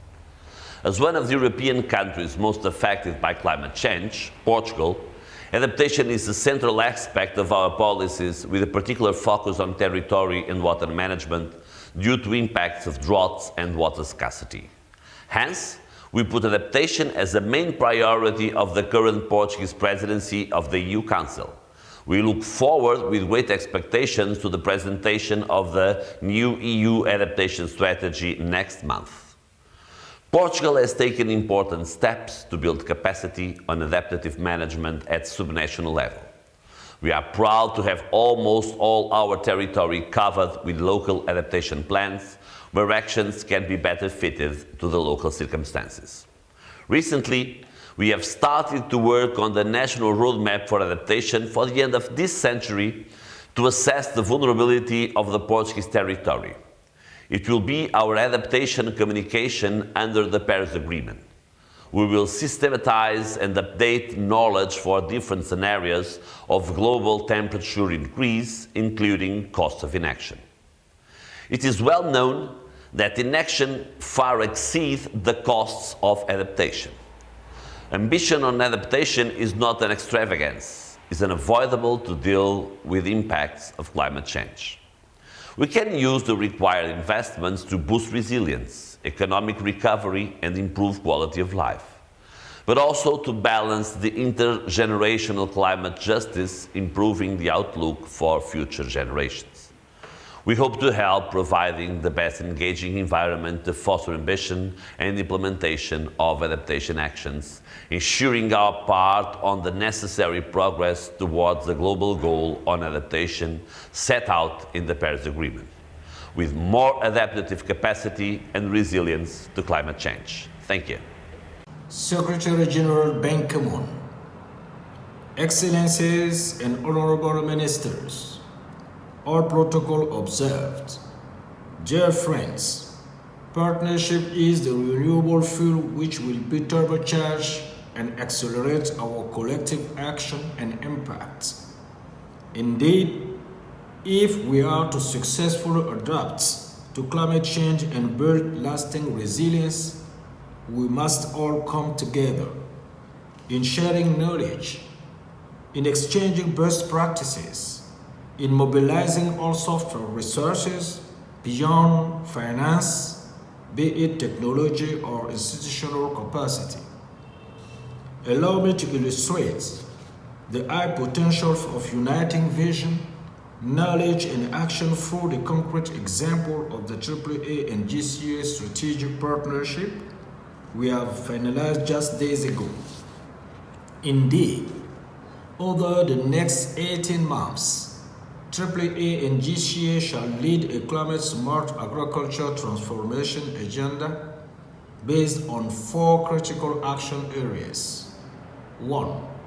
Accelerating the formulation of climate-smart agriculture investment plans to ensure each African nation has a robust pipeline of bankable programs and projects. 2. Deploying at scale digital climate advisory services to ensure small farmers in the most remote benefit from the best science and technology have to offer. 3. Design innovative financial instruments to address the sector's dire need to access dedicated product as appropriate. 4. Mobilize and strengthen capacity to address the structural, institutional, and other policy gaps by standing together and expanding AAA and GCA partnership in the global coalition. We have no doubts we shall overcome. Finally, I must commend President Biden's leadership for both rejoining the Paris Agreement and appointing Special Envoy Kerry. We have missed you and stand ready to unite forces again in tackling climate. So welcome back, and I thank you. Excellences, Mesdames et Messieurs, chacun d'entre vous le sait désormais, le continent africain qui abrite 17% de la population mondiale n'est à l'origine que d'environ 3,5% des émissions de gaz à effet de serre de la planète. Pourtant, le continent qui contribue le moins à la pollution mondiale est aussi celui où le dérèglement climatique bouleverse le plus de vies. Mesdames et messieurs, l'Afrique est consciente des enjeux climatiques qui la concernent directement et travaille à structurer une réponse commune face à ce phénomène. La Commission climat du bassin du Congo, qui réunit 16 pays d'Afrique centrale et de l'Est, s'est dotée d'un outil financier, le Fonds bleu pour le bassin du Congo. Le Fonds bleu pour le bassin du Congo dispose aujourd'hui d'un pipeline de 254 projets bancables issus des 16 États et d'un mécanisme de gestion obtenu suite à la réalisation d'une étude de préfiguration par un cabinet international. Le Fonds bleu pour le bassin du Congo est un outil de financement de projets concourant à la lutte contre les changements climatiques et à l'amélioration des conditions de vie des populations. C'est ici le lieu pour moi, au nom de son Excellence M. Denis Sassou Nguesso, président de la République, chef de l'État et président de la Commission climat du bassin du Congo, de vous inviter avec insistance à abonder ce fonds. Vous aurez ainsi efficacement contribué à la lutte contre les changements climatiques en Afrique et au renforcement de la résilience des populations. Mesdames et messieurs, la République du Congo, mon pays, située au cœur du bassin du Congo, deuxième poumon écologique de la planète après l'Amazonie, est couverte à près de 70% de forêts et ne ménage aucun effort pour assurer la conservation et la gestion durable de ses ressources naturelles. Dans la perspective d'augmenter notre ambition en matière de réduction de nos émissions de gaz à effet de serre et afin de nous inscrire dans une trajectoire de développement durable à travers la promotion d'une économie verte et bleue, bas carbone, notre pays a signé une lettre d'intention avec l'Initiative pour les forêts d'Afrique centrale. Cette lettre d'intention engage notre pays à renforcer la gestion de ses écosystèmes forestiers, parmi lesquels figurent les tourbières récemment découvertes dans la cuvette centrale du bassin du Congo. Véritable trésor écologique, mais aussi, si l'on y prend garde, véritable bombe à retardement, ces tourbières s'étendent sur 145 500 km² entre la République du Congo et la République démocratique du Congo. Elles séquestrent environ 30 milliards de tonnes de carbone, soit l'équivalent de 15 à 30 ans de gaz à émission d'effet de serre des États-Unis et 3 ans de la planète entière. Encore une fois, des financements importants sont nécessaires pour assurer une gestion durable de ces ressources. Mesdames et messieurs, La 26e conférence des parties à la Convention cadre des Nations Unies sur les changements climatiques, qui se tiendra à Glasgow à la fin de cette année, devra être l'occasion de créer une véritable dynamique pour l'action, car l'avenir de la planète en dépend. On ne le répétera jamais assez en effet. Contre le réchauffement de notre planète, il n'existe aucun vaccin. Le vaccin, c'est nous. Je vous remercie.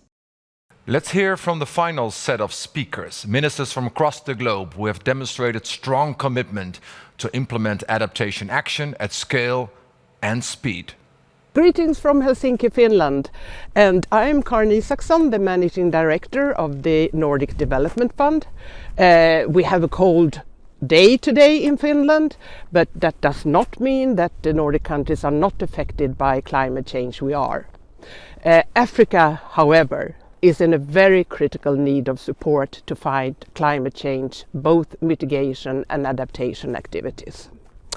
We, as the Nordic Development Fund, the joint climate finance institution of the 5 Nordic countries, bring to the table strong strategic partnership, flexible finance, and speak with a strong Nordic voice. We are very happy to contribute because all resources are needed to fight climate change. And we cannot do this alone. We need to cooperate between institutions and between the public and the private sector. We're very happy to see the emerging relationship between the Global Center for Adaptation, and we are in particular happy to be able to hopefully also contribute to the Africa Acceleration and Adaptation Program, which has now been formed with the African Development Bank. By this greeting, I wish to convey our commitment to a strong partnership to fight climate change and in particular adaptation activities in Africa. Hello, I'm Susan Lee, Australia's Minister for the Environment. This summit comes a year after the terrible Black Summer bushfires that affected many parts of southeastern Australia. Australia is a dry continent. It's required our Indigenous communities to be resourceful in looking after our unique natural ecosystems. Our farmers have had to understand how to best use our precious water, river systems, and our ancient soils to support agricultural development. Adapting to climate change requires clear priorities. This year, we will refresh our National Climate Resilience and Adaptation Strategy to provide a roadmap for successful adaptation and resilience. To date, the Australian Government has committed more than $15 billion to natural resource management and the environment, water infrastructure, drought, disaster resilience and recovery. We've put in place a range of practical measures to help our communities and biodiversity recover from last year's fires, including $200 million to help native wildlife and their habitat recover. In July 2021, Australia will establish a National Resilience Relief and Recovery Agency, as well as Climate and Resilience Services Australia's 2 agencies to help adapt to resilience, to recover from our natural hazards and to prepare better for them. We will join the call for action on raising ambition for climate adaptation and resilience and the Coalition for Climate Resilient Investment. As part of our commitment to build a more climate resilient world, Australia has pledged new global finance of at least $1.5 billion from 2020 to 2025, a 50% increase on the previous period. We will continue to promote the work of the International Partnership for Blue Carbon and the Asia-Pacific Rainforest Partnership, which are invaluable hubs of international collaboration to support the resilience of our coastal, marine and inland forest ecosystems through nature-based solutions. We're deeply committed to working with the international community, including in the lead-up to COP26, to accelerate adaptation to protect our communities and our planet. Your Excellency, Mr. Ban Ki-moon, Excellencies, ladies and gentlemen, the climate crisis is one of the central challenges of the century. Right now, the world is facing an enormous challenge, fighting the COVID pandemic. The challenge is not over, but I'm nevertheless optimistic that this year, 2021, will be a turning point. I'm certain that we will get the pandemic under control. In doing so, we can and we must build back better. The climate crisis, however, is far from over. It won't be over this year or next. Science tells us that what we need to do is to reduce global emissions rapidly to avoid catastrophic changes by the end of the century. And science also tells us that even if we were to stop all emissions right away, temperatures will continue to rise and that we urgently need to adapt. Adaptation to climate change is a central element of ambitious climate policy at the local level, the national level, and internationally. I am therefore very grateful to the Netherlands and to the Global Commission on Adaptation for hosting this very important conference to highlight the importance of adaptation to climate change as a core part of global climate ambition. Climate change affects countries and regions in different ways. In 2012, Austria was one of the first countries in the world to develop a national adaptation strategy plus an action plan to respond to these challenges. Today, we are part of a large community of countries that have such strategies in place. All countries and regions are affected by the negative impacts of climate change. And that is why the Paris Agreement establishes a global goal on adaptation. Under the Paris architecture, we are taking action at home and we are supporting partner countries around the world because together we are stronger and more resilient. I'm happy to announce that end of last year, Austria substantially increased its contribution to the Green Climate Fund. We are proud to contribute 100 million euros in fresh money, bringing our total share up to 130 million euros. This is 5 times more than our contribution to the initial resource mobilization of the Green Climate Fund. In addition, we are also ensuring that our bilateral development cooperation projects take into account climate impact and support the implementation of the SDGs, in particular with respect to adaptation to climate change. We are also looking at new initiatives, such as the Systemic Observation Financing Facility, to support countries to generate and exchange observational data critical for improved climate services. We must urgently step up our adaptation actions around the globe. You can count on Austria in this endeavour. We will continue to actively engage in and support this important issue. Thank you. Belize is in the process of developing a national climate change adaptation plan and strategy. By taking a logical approach and instituting improved coordination, our country aspires to further improve the quality and extent of its preparedness and capacity at all levels to respond to the devastating impacts of climate change. We will be looking at potential costs of inaction so as to justify the adaptation measures. Indeed, adaptation is inextricably linked to sustainable development and disaster risk reduction. National efforts will entail assessing the resilience of key vulnerable sectors as well as urban and rural communities for local adaptation strategies and integration of these adaptation measures. Belize, for instance, is in the process of conducting current and future vulnerability assessment and adaptation capacity, formulating coastal protection projects, and supporting communities affected by floods and drought. Additionally, we are stepping up our early warning systems and adaptation for resilient water resources. Belize, however, is not an island, literally nor figuratively. Adaptation efforts must be collaborative, sustained, and integrated, one that can accelerate adaptation at various levels and scales. Key to these efforts is focusing more of our adaptation strategies on nature-based solutions or ecosystem-based adaptation. The latter has dual benefits as it also contributes to maintenance of biodiversity, restoration of habitats, and other ecological benefits that are crucial to human well-being. Finally, I must underscore the urgent need for global, public and private climate finance to assist in adaptation plans, strategy development, and inactions and initiatives. Belize stands ready to join and support sustained global leadership cooperation to accelerate climate change adaptation at speed and at scale. Excellencies, distinguished guests, ladies and gentlemen, adaptation is the most decisive work that already leads our steps. Even though we strive for Paris Agreement fulfillment, it's crystal clear we are not going to sustain our societies as we know them without adapting to country-specific climate change manifestation. As we were facing unprecedented drought Ecosystem-based adaptation of the landscape is our national priority, as same as adaptation of the urban environment. However, strategies nor subsidies alone are enough for a country to transform and adapt to climate change.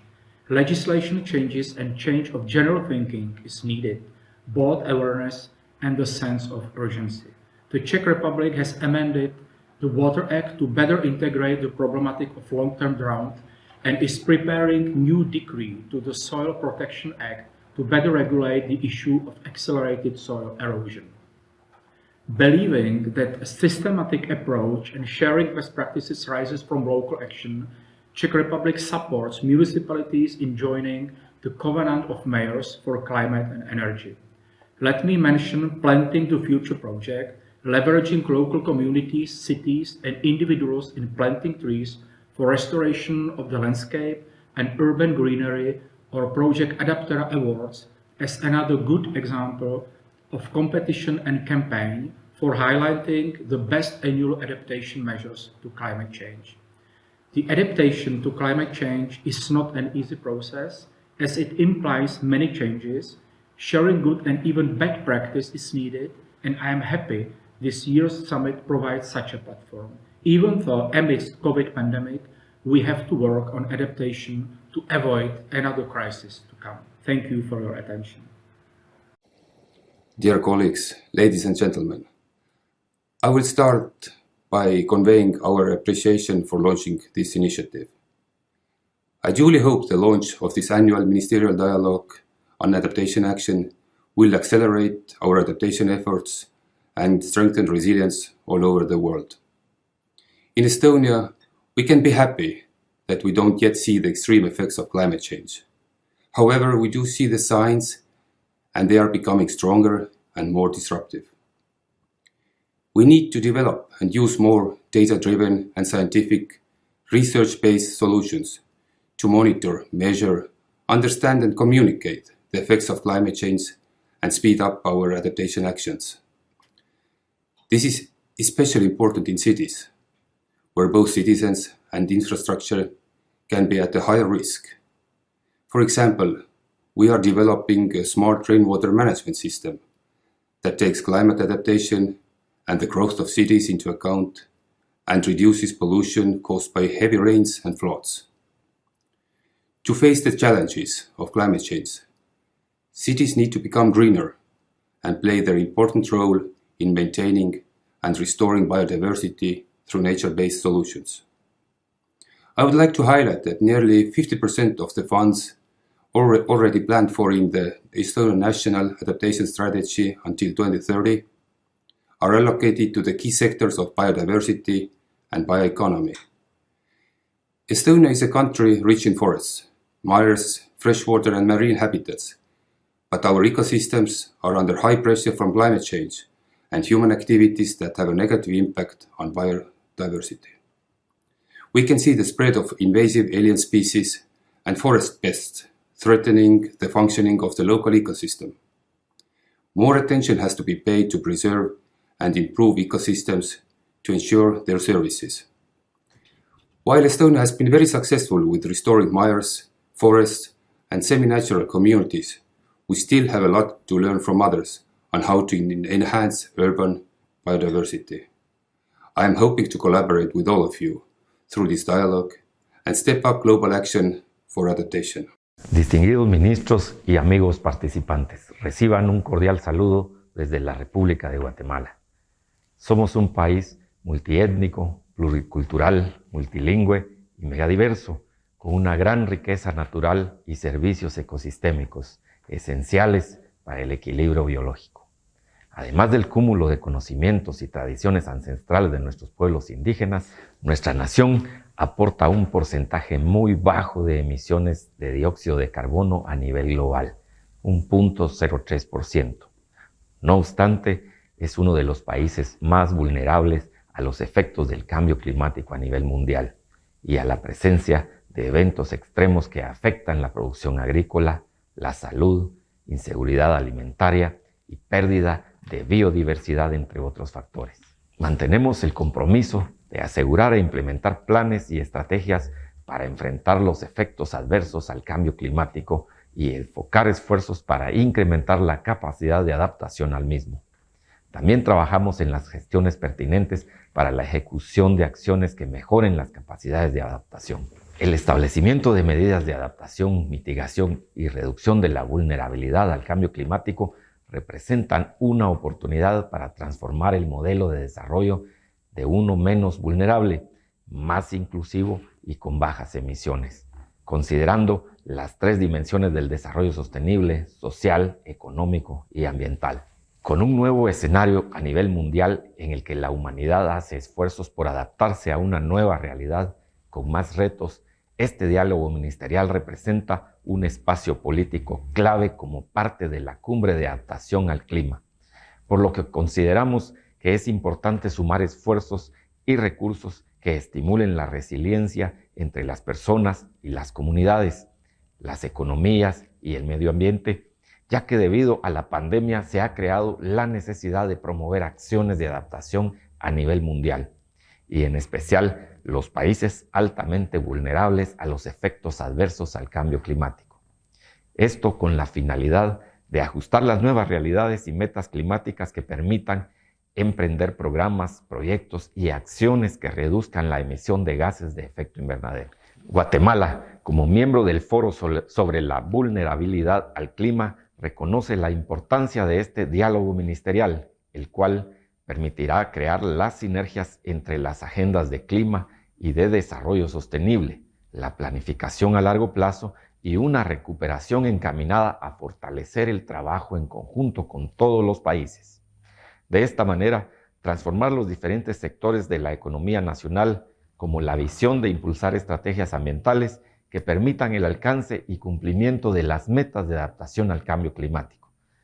Esto para impulsar una década de transformación para un mundo resiliente al clima para 2030. No me resta más que agradecer a todos su fina atención e invitarlos a dar seguimiento a estos esfuerzos que como equipo los países en conjunto estamos haciendo para cambiar nuestra realidad ambiental, para un mejor legado a las futuras generaciones. Dear colleagues, dear attendees, on behalf of Hungary, I'm honored to make this video message. We wholeheartedly agree that it is time that adaptation actions are given equal attention and urgency as emission reduction. The motto of the adaptation vision of our second national climate change strategy is preparing for the unavoidable and preventing the avoidable. This is why we included 29 measures in our first national adaptation program in the fields of energy infrastructure, water management, agriculture, nature protection, forestry, tourism, and human health.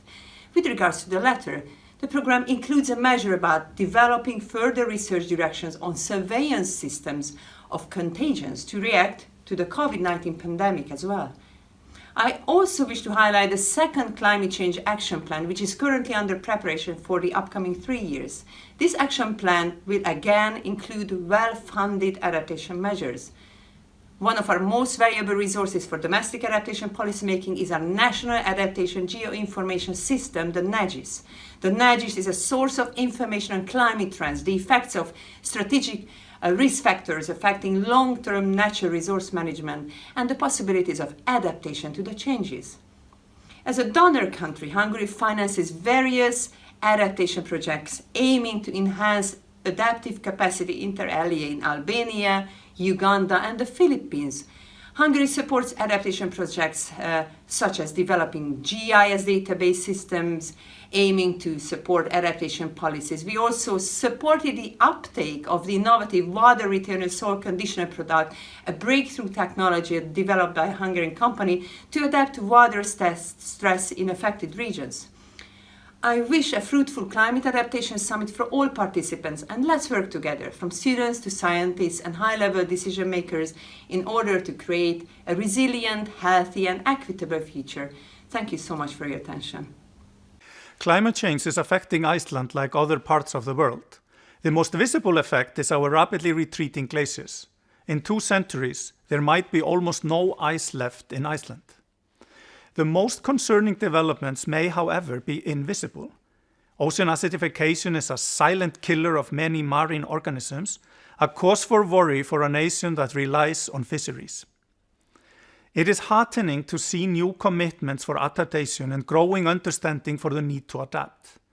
The Icelandic government has recently strengthened provisions in the climate law regarding adaptation to climate change. We have launched a work on a comprehensive adaptation strategy and will establish a center for adaptation this year. Adaptation, however, has limitations. We should make this very clear. The best adaptation is mitigation. The more we limit emissions, the less adjustment we need. Some adaptation actions also serve mitigation. This holds especially true for nature-based solutions. We need to strengthen natural carbon sinks in forests and soils. This will help in soaking up carbon from the atmosphere and increase the resilience of ecosystems. Iceland has recently increased its efforts for nature-based solutions through afforestation, revegetation, and reclamation of wetlands. We announced last month that we will take a further step in terms of planted trees and area of degraded land that is restored. What can the international community do to speed up adaptation strategies and measures? One way is to increase synergies, to create an integrated approach under the UN system for climate, biodiversity, desertification and development. Iceland will increase support for nature-based solutions in development cooperation. Worldwide, we need to halt the assault on natural forests and ecosystems and recover damaged ones. This is important for soil conservation, flood regulation, and conserving our rapidly declining biodiversity. Conserving and restoring nature will increase our ability to produce food and mitigate natural disasters. I'm very proud on behalf of the Irish Government to attend this Ministerial Dialogue on Climate Adaptation. We're facing into a critical year. We go to the 26th meeting of the Conference of the Parties on climate change in Glasgow this autumn. We're in a world of real stress. The effects of COVID, the difficulty getting our vaccines out to every country is going to be a real challenge. But we need to take on this challenge, adapt to climate change as part of this process, bringing real security and balance and fairness to international development. I'm convinced we can do it. Ireland has a very unique position this year. We've taken on a place on the UN Security Council and taking on chair of the subcommittee of that, looking at climate security. I think the two are completely connected. We will not get security if we do not look after the most vulnerable.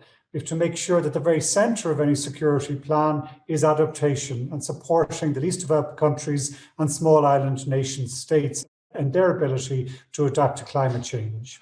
We will use our position within the European Council and with our friends and colleagues in the new US administration and elsewhere and on the Security Council to push this agenda, adaptation at the centre of climate security. I think we have some record that we can do that on the basis of showing by doing as well as by saying. Back in 2015, we committed to spending 170 million euros on climate finance. By 2020, we actually reached that goal 2 years early. We're committing now in 2030 to double the amount of spending that we provide for climate finance in our overseas development aid, and also really bringing it down to the community level. Currently, only 10% of overseas development aid typically gets to community level organizations. We want to bring that up to 70% by 2030.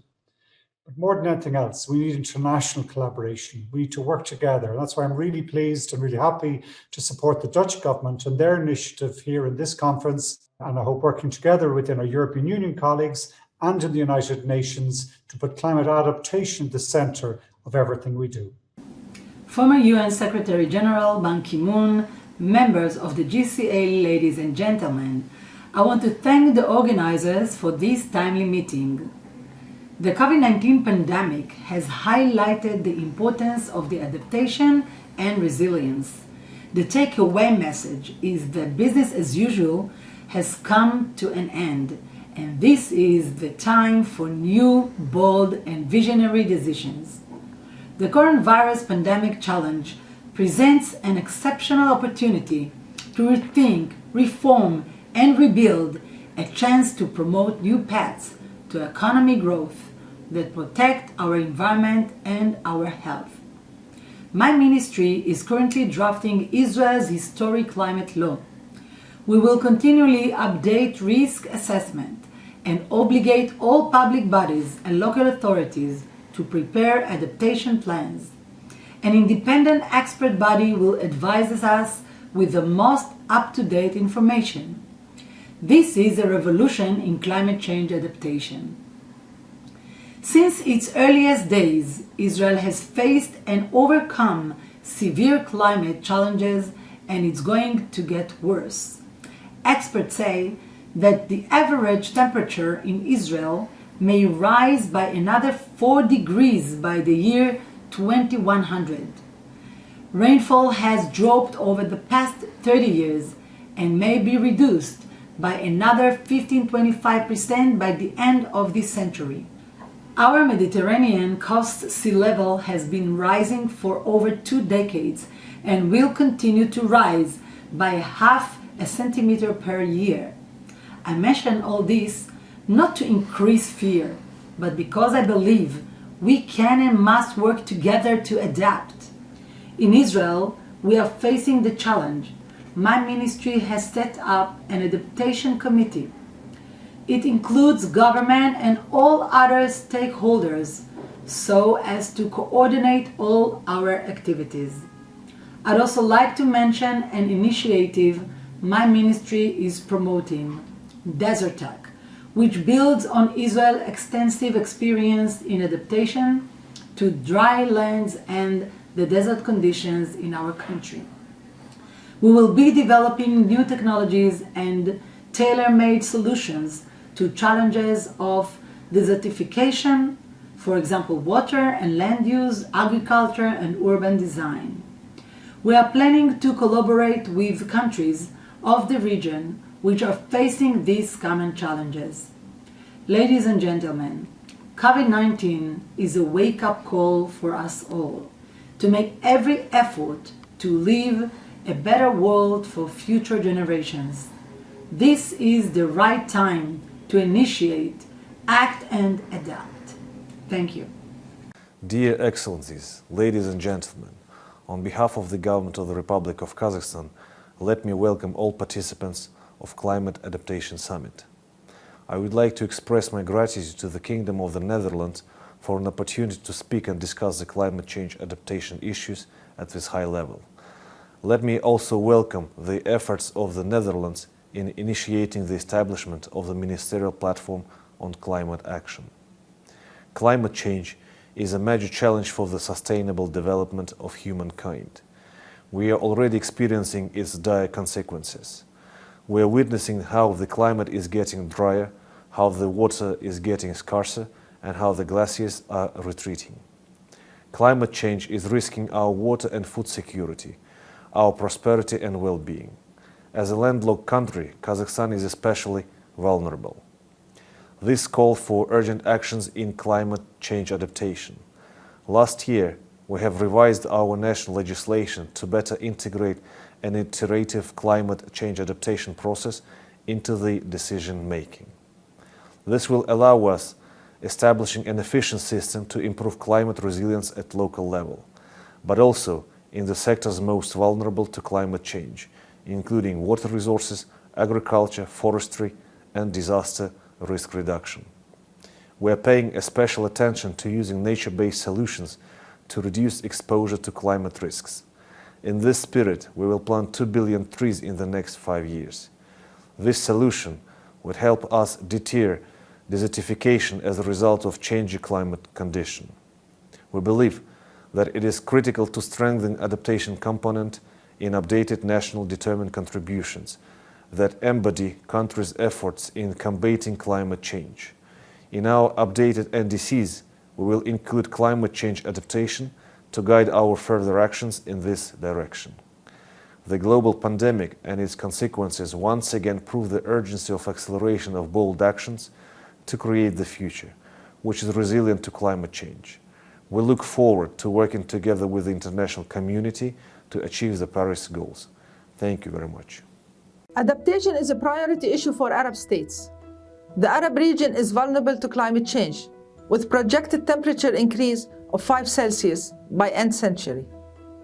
Increased vulnerability is affecting women disproportionately and threatening livelihoods in a region where 86% of the population lives under water scarcity. Losses in agriculture output are projected, with 63% of arable land already highly vulnerable to climate change. This is increasing dependency on food imports and depleting foreign reserves. COVID-19 and increasing debt have further reduced the fiscal space available to meet these challenges. Investment in adaptive capacity and regional cooperation are needed to avert conflict and strengthen resilience. Countries must thus honor their global commitments.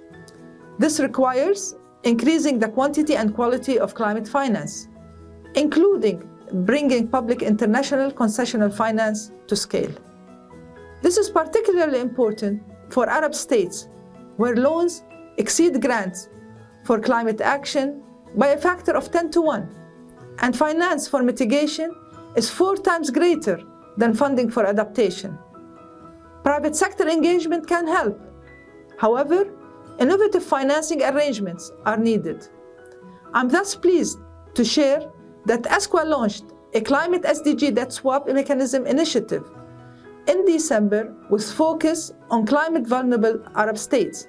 This new modality will redirect debt payments for climate action in accordance with national development plans and NDCs.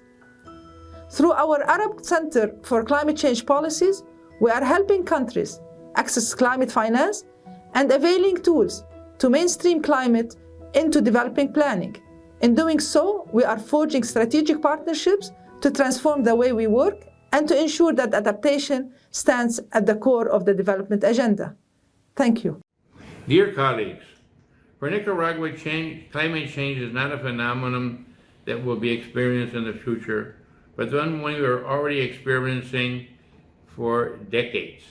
According to historical data from the Nicaraguan Institute of Territorial Studies, Nicaragua's annual temperature increased by 1.4 degrees centigrade in the last 50 years. Similarly, between 1900 and 1910, there was a reduction in the average annual precipitation on the Pacific region between 12 and 24%. There's also been a greater frequency and intensity of extreme weather events. For example, in November 2020, Nicaragua suffered a Category 4 Hurricane Eta, followed 10 days later by a Hurricane 5 hurricane, Iota, hitting the same northern Caribbean region, causing enormous destruction, 21 deaths, and damage for $738 million, which represents 6.2% of the country's GDP.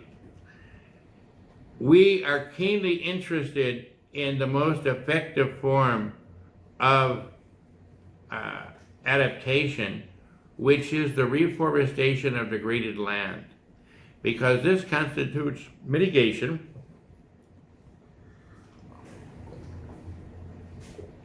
inasmuch as it captures CO2e.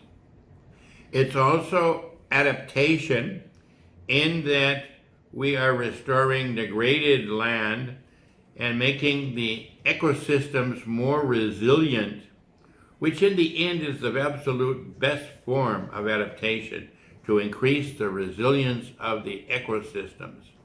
This is also very important in reducing future losses and damages, because by fixing the soil, generating water, recreating habitat, we avoid sedimentation and landslides that cause flooding. Landslides in Central America are death. In Hurricane Mitch in 1998, more than 20,000 Central Americans lost their lives or went missing because of landslides. In Nicaragua, 3,000 perished when the Casitas volcano buried the farming villages below. Therefore, we propose massive reforestation of degraded land as the key adaptation activity in coming decades. Bismillahirrahmanirrahim. Assalamu alaikum. Thank you for inviting me to the online Climate Adaptation Summit. Pakistan's contribution to the total global greenhouse gas emission is among the lowest, but it is among the countries most vulnerable to the climate change. While Pakistan aims to work on a strategy that seeks to conserve energy, improving energy efficiency and optimize fuel mix for contributing to global efforts on GHG emissions reductions. Pressing task before it is to prepare itself for the adaptation to climate change. Only by devising and implementing appropriate adaptation measures will it be possible to ensure water, food and energy security. For Pakistan's climate change is no longer a distant threat. We are already feeling and experiencing its impacts across the country and the region. The country experienced devastating floods during the last decades. These changes come with far-reaching consequences and real economic costs. In order to deal with menace of climate change, Government of Pakistan has taken a number of initiatives under the leadership of Prime Minister Imran Khan. Our first one is 10 billion tsunami project. Over the next 3 years, the Government of Pakistan will effectively implement its 10 billion tsunami project. Green economic stimulus under the 10 billion tsunami. The Green economic stimulus initiative has generated minimum of 84,000 green jobs during current year, which would be scaled up to more inshallah by the next year.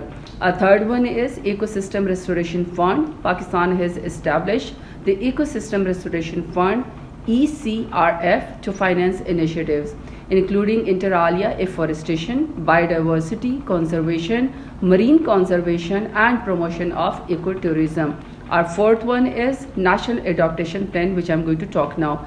Under the National Adaptation Plan process, Pakistan will develop a strategy for comprehensive medium and long-term adaptation planning process, for which already work has been initiated. Our fifth one is Protected Areas Initiatives. Pakistan will develop 15 model protected areas throughout the country to conserve over 7,300 square kilometers of its land, as well as creation of over 5,000 nature-based jobs. Revising of Pakistan indices, that's our next target. To demonstrate commitment to raise ambition for climate action, the Government of Pakistan is in process of revising its national determined contribution, highlighting national adaptation priorities as well as number of new initiatives undertaken under current government's Clean Green Pakistan vision. In the end, I like to thank everyone in the summit for listening to me and the priorities Pakistan is going to set up for the climate action under the leadership of Prime Minister Imran Khan, as far as under my ministry. Panamá es una nación llamada al servicio del mundo, una vocación marcada por su posición geográfica, conectividad, riqueza natural y crecimiento económico sostenido. Somos conscientes de que estamos ante el desafío de enfrentar el cambio climático con la más alta prioridad y perspectiva de Estado y así garantizar una vida digna para nuestros habitantes. Juntos estamos trabajando en la evolución de una perspectiva de acción climática desde la gestión ambiental hacia una orientada a la descarbonización de la economía, la gestión del riesgo climático y al aumento de la adaptación y la resiliencia al cambio climático a nivel nacional, local, sectorial y organizacional. Este cambio de paradigma enmarca la actualización de nuestra contribución determinada a nivel nacional que entregamos en diciembre, siendo uno de los 70 países en lograr este hito en el año 2020, en línea con las exigencias del Acuerdo de París. En ese camino hacia el desarrollo sostenible, bajo en emisiones, resiliente e inclusivo, nos dirigimos. Elaboraremos planes de adaptación para 6 sectores prioritarios como lo son cuencas hidrográficas, infraestructura, salud pública, agricultura y ganadería, energía y economía circular, Además, desarrollaremos guías de adaptación para los sectores biodiversidad, marino-costeros y bosques. Con la puesta en ejecución de estos instrumentos sectoriales, aunado a la actualización de la normativa de estudios de impacto ambiental para hacer transversal el cambio climático, buscamos que en el mediano plazo todo programa, proyecto o emprendimiento público o privado en Panamá integre el clima como variable esencial desde las fases más tempranas de su idea, diseño y planificación. Estamos ante la oportunidad de cambiar el rumbo con el cumplimiento del Acuerdo de París, el nuevo marco global de biodiversidad y los planes de recuperación frente a la crisis por COVID-19.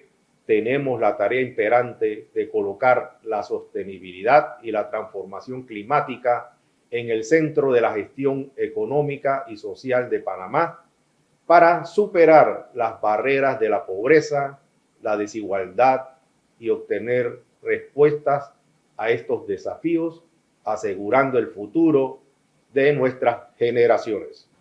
Ladies and gentlemen, 2020 showed clearly that climate change is at the top of the global agenda and that global climate action and ambition are on the rise.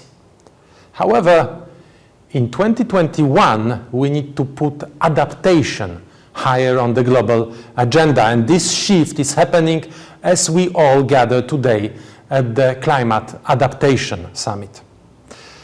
Events like this summit, with such esteemed participants forming global leadership, prove that only together we can accelerate adaptation at speed and at scale. But adaptation can also be solved efficiently on a national, regional, or local level.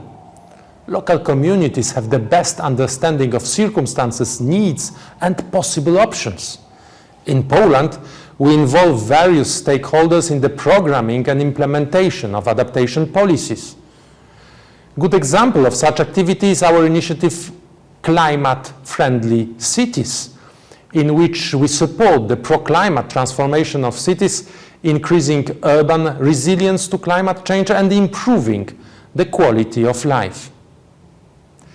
Recently, we have also developed with 44 biggest Polish cities local adaptation plans, and we encourage all of the cities to introduce adaptation planning and actions. Lately, 250 million euros has been spent in Poland to strengthen cities' resilience to promote blue and green infrastructure. Ecology and climate, including adaptation, will be one of the key subjects of another example, the World Urban Forum organized by Poland together with UN Habitat, which will take place in Katowice in 2022. I hope you will all join us at this event.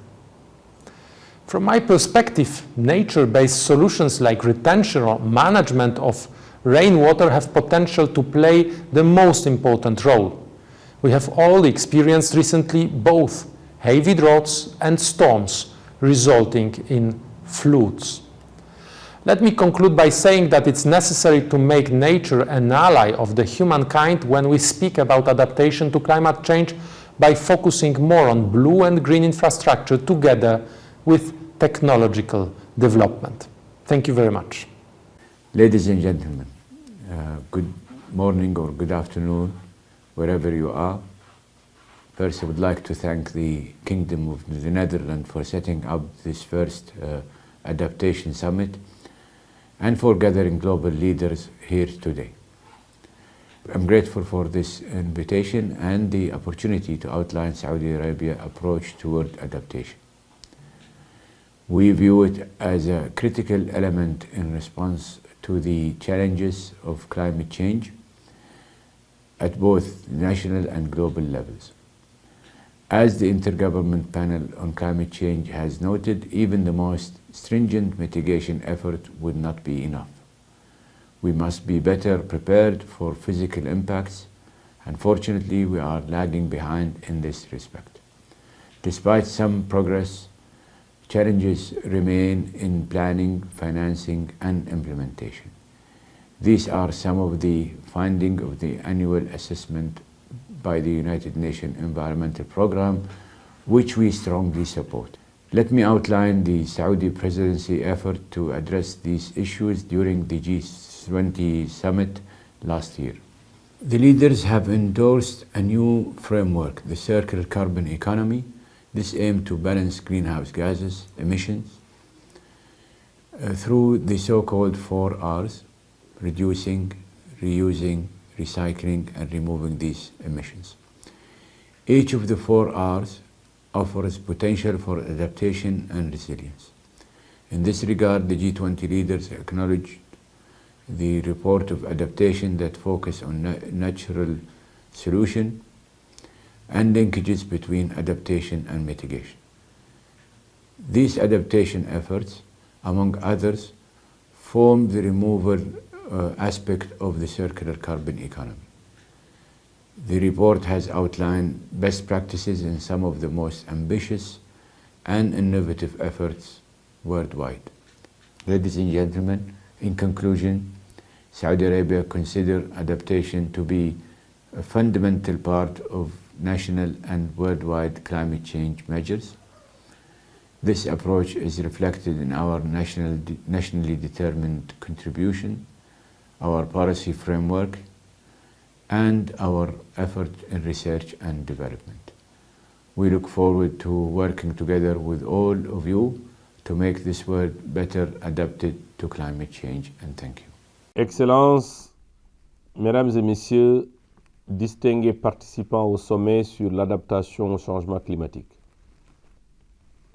Le Sénégal se réjouit de l'organisation de ce sommet et adresse par ma voix ses sincères félicitations au Royaume des Pays-Bas, qui est le pays hôte de la présente édition.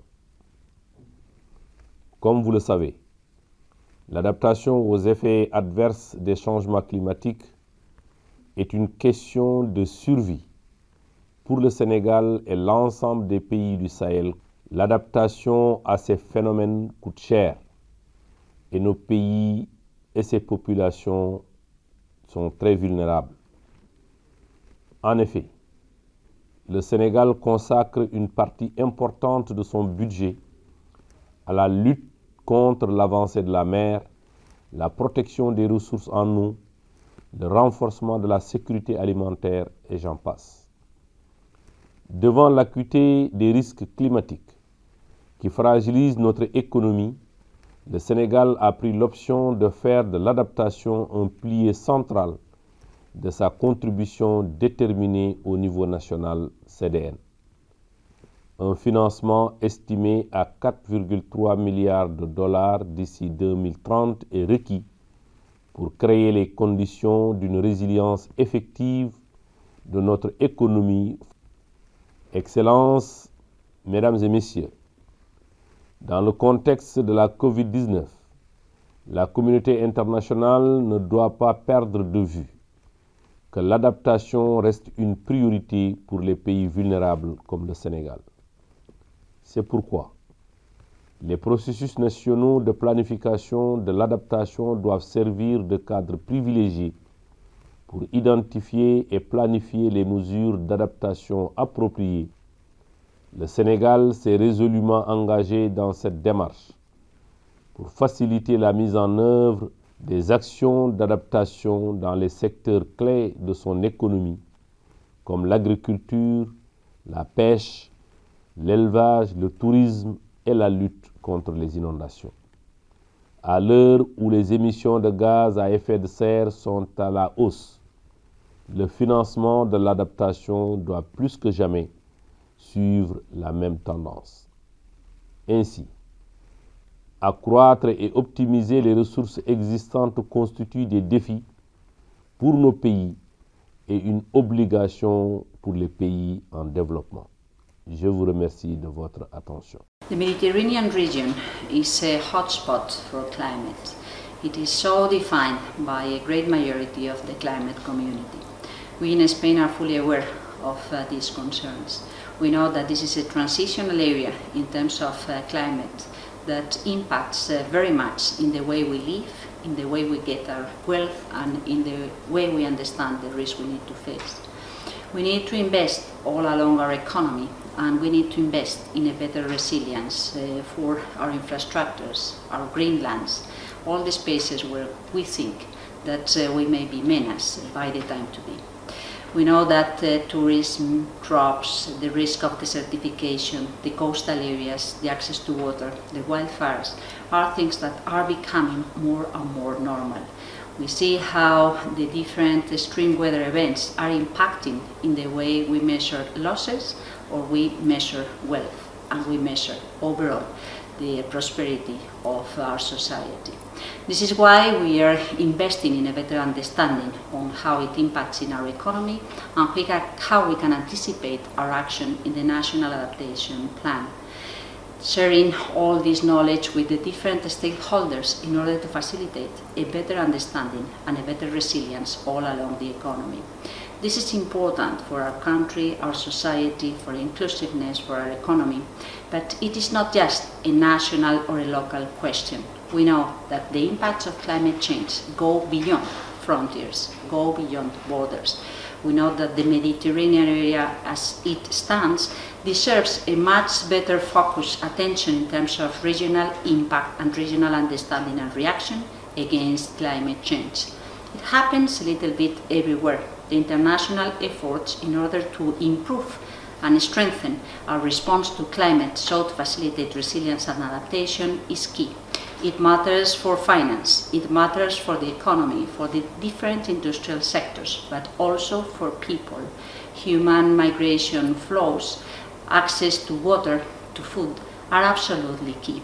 And we know that the borders, that the frontiers of misery, of desperation, are very close to the borders of the non-bearable impacts of climate. Excellencies, distinguished delegates, ladies and gentlemen, I extend my sincere appreciation to the government and the people of the Netherlands for hosting this Climate Adaptation Summit.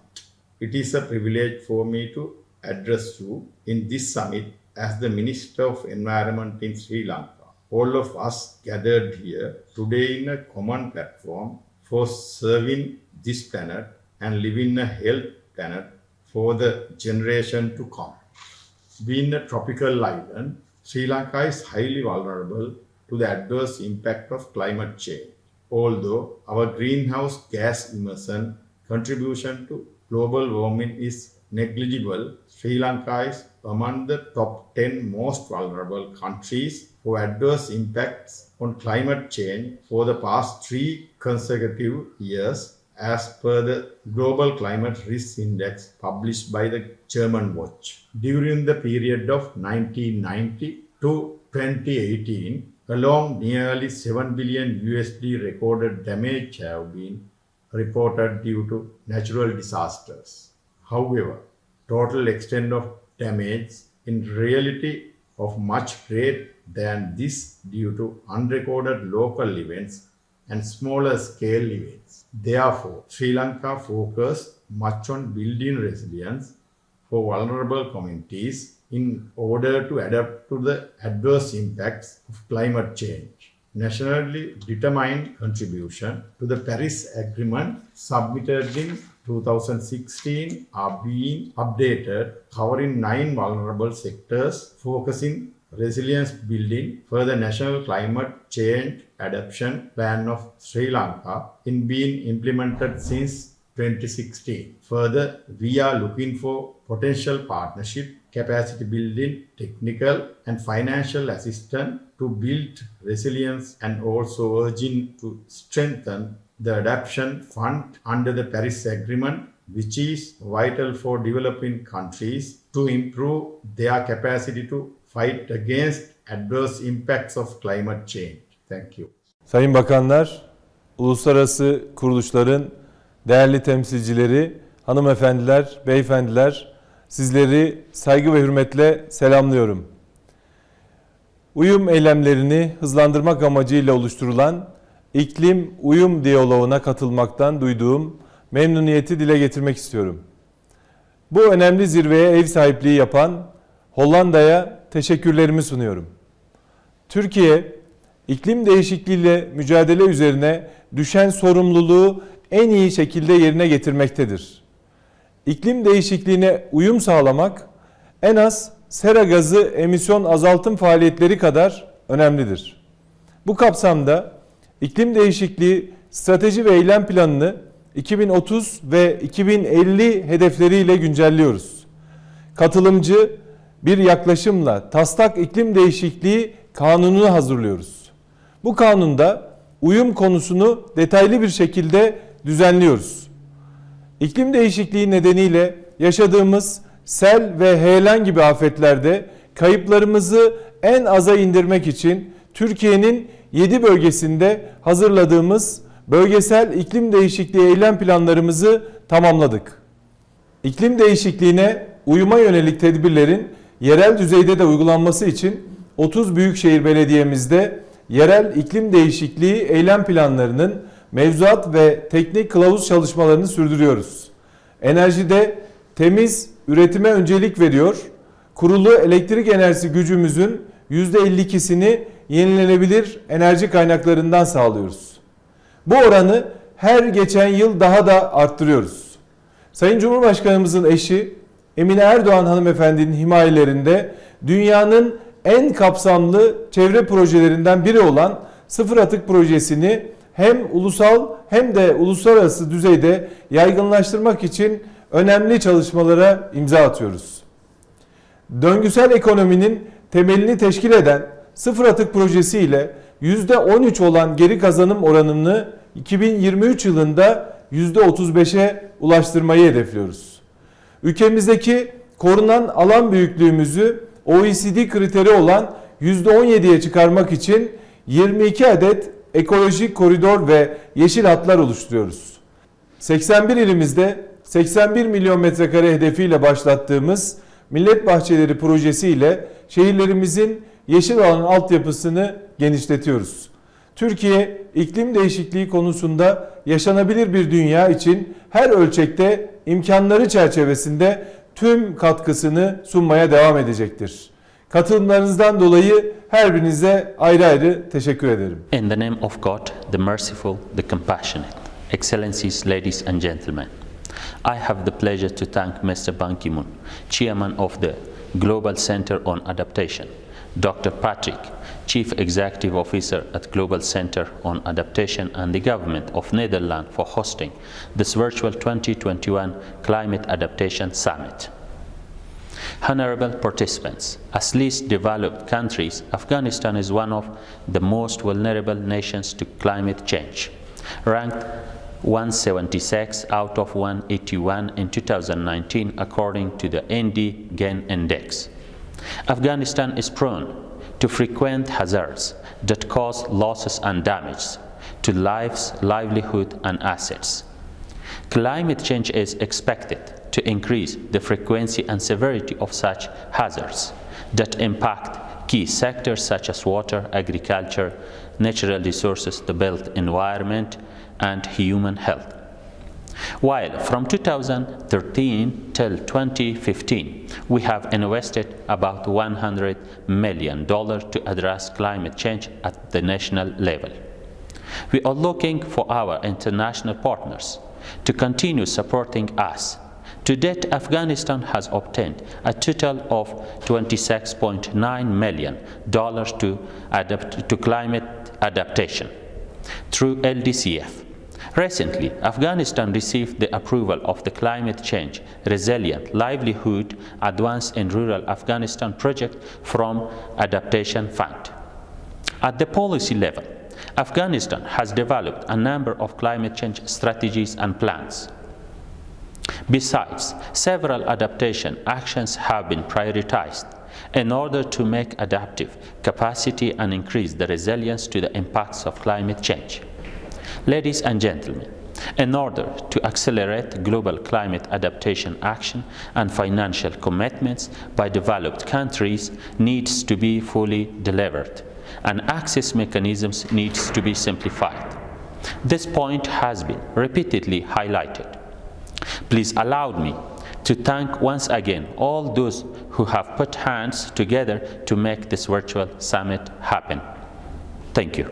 Dear Mark Rutte, Prime Minister of the Netherlands and host of the Climate Adaptation Summit 2021, distinguished ministers, ladies and gentlemen, I am delighted to participate in today's Ministerial Dialogue on Adaptation Action. Particularly, I am pleased to participate in this discussion on how to achieve resilient infrastructure systems.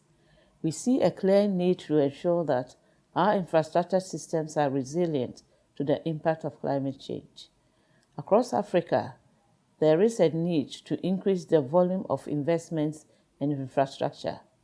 The Africa Development Bank estimates that Africa's infrastructure needs are between 130 to 170 billion US dollars per year, while the current infrastructure is in the range of 68 to 108 billion US dollars per year. In Ghana, we are taking ambitious action to provide the infrastructure that we need to achieve our development aims and secure progress towards the Sustainable Development Goals. This is a common theme through the development of our nationally determined contributions, National Adaptation Plan, and National Infrastructure Plan. All of these must be aligned to our efforts to address current infrastructure needs whilst promoting sustainable development for the Ghanaian people. That is why we are pleased to be pioneering an initiative to improve our understanding at a national level on how best to plan, invest, and manage climate-resilient infrastructure. It includes both traditional grey and green infrastructure. This initiative is being developed by a great set of partners, GCA, Imf, and the University of Oxford. The project started in July 2020 with initial results already becoming available using new analytical tools and close collaboration across government. This initiative is supporting the integration of resilience into infrastructure planning. It is enabling us to take a strategic evidence-based view to inform our infrastructure planning. We welcome the initial results of the project and how it will improve Ghana's infrastructure systems. The first phase of this work is already providing insights about the areas of most risk and promising areas for strengthening resilience. Beyond this, it is showing the impact of climate change on different groups, particularly highlighting the importance of gender issues for resilient infrastructure. This is only the first step. We hope and expect that the results of the initial analysis will produce portfolios of evidence-based adaptation projects that will be attractive to investors. We look forward to collaborating with financing institutions, including Africa Development Bank and the Green Climate Fund, as we move into the implementation phase. Furthermore, this work is providing valuable insight as Ghana revises its nationally determined contributions and will inform other policy processes in the future. We look forward to working with the GCA Africa and other partners to share our experiences and help drive adaptation action across the continent. Thank you. Honorable Co-Chairs, thought leaders, excellencies, ladies and gentlemen, good day and warm wishes from Malaysia. I am Ahmad Masrizal Muhammad, Deputy Minister for Environment and Water. I'm proud and honored to represent Malaysia to the Climate Adaptation Summit 2021.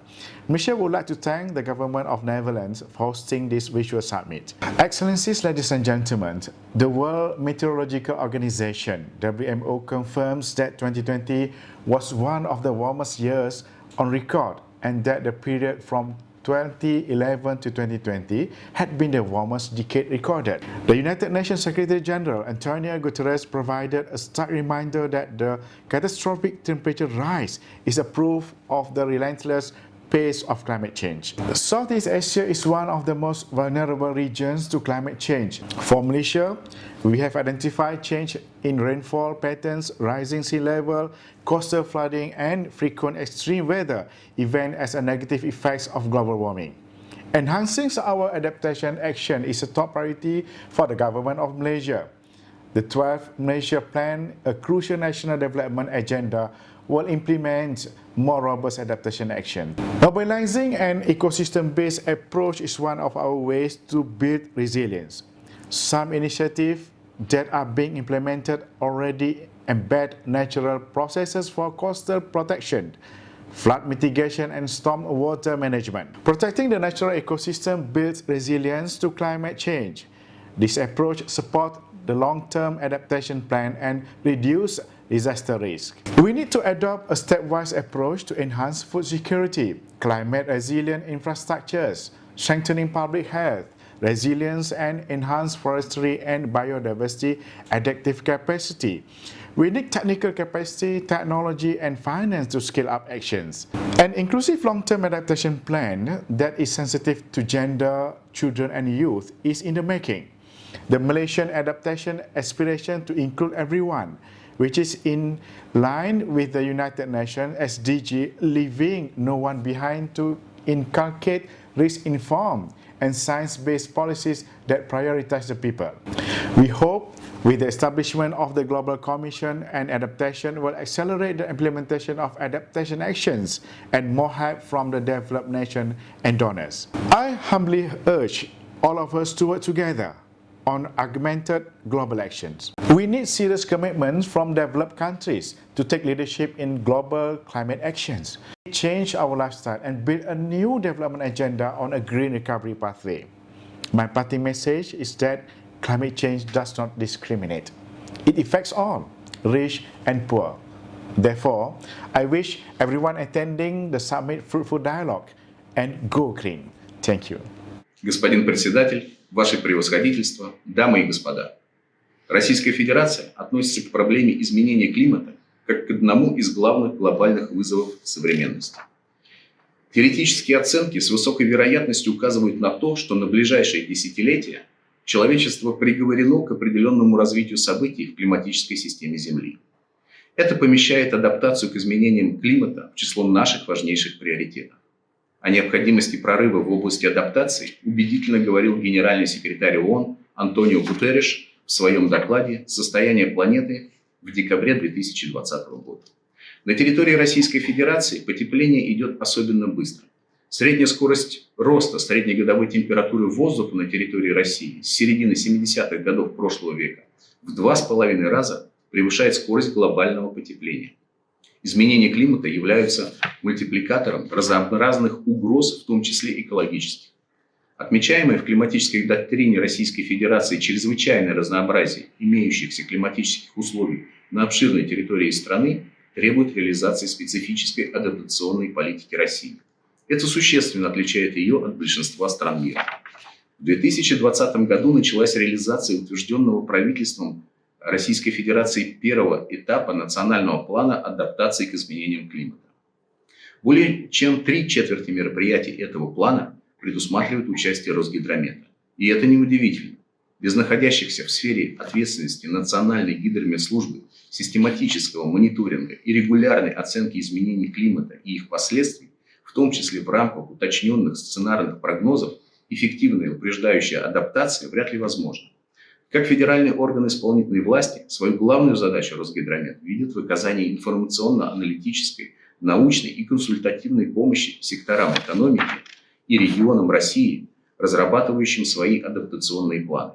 Мы внимательно изучаем международный опыт и наилучшие практики в области адаптации и считаем диалог и сотрудничество в этом направлении важными составляющими общего успеха. Спасибо за внимание.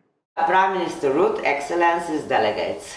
I would like to thank the government of the Netherlands for organizing this event as a platform for enhancing global cooperation on climate adaptation. Slovenia has adopted its national adoption strategy and separate strategies for most vulnerable sectors, such as agriculture and forestry. We have learned a lot and carried out a number of research and concrete projects to promote greater adaptive capacity in the country. One of our priorities is to address floods, where we have many experience, and also with our neighbors and other countries of the Western Balkans in the frame of the Sava River Basin Framework Agreement. Within this framework, we host Regional Center for Flood Warning System for the countries of the Sava River Basin, with its center in Slovenia. The system represents the modern and innovative tool, not only for the prevention of floods, but also for the climate change adaptation in the region. Tackling drought is another important aspect. Slovenia hosts Drought Management Center for Southern Eastern Europe that helps the countries in the region in preparing, assessing and improving their drought management through increasingly advanced tools. Slovenia will also be actively engaged in the activities of the European Climate Change Adaptation Conference in June this year. The goal of the conference is to inspire adaptation action by showcasing solutions, exchanging knowledge and creating dialogue among research community, policymakers and levels and interested citizens. Slovenia believes that only way for ensuring climate resilient future is through enhanced multilateral cooperation, which will allow us to successfully address global climate crisis. Slovenia therefore firmly supports Adaptation Action Agenda, which is also of high importance to pave the way to ambitious progress at the next climate conference in Glasgow this year. Thank you very much. I understand we have some technical challenges to connect with Côte d'Ivoire and Ethiopia, and hopefully we can repair that soon. But in the meantime, we see our close friend, Executive Secretary of the United Nations Framework Convention on Climate Change, Patricia Espinosa. Patricia, we've heard from many ministers already today that we need to increase ambition, we need to have more finance, and we need to work together. What is your message to these ministers? Thank you, Patrick, and Excellencies, dear colleagues. It is really, really encouraging to hear ministers sharing what their countries are doing, what they are planning to do to advance adaptation action, because never has this work been more crucial. As current weather events already show, mitigation is not enough, and people are already suffering. It's not about giving up, it's about facing reality.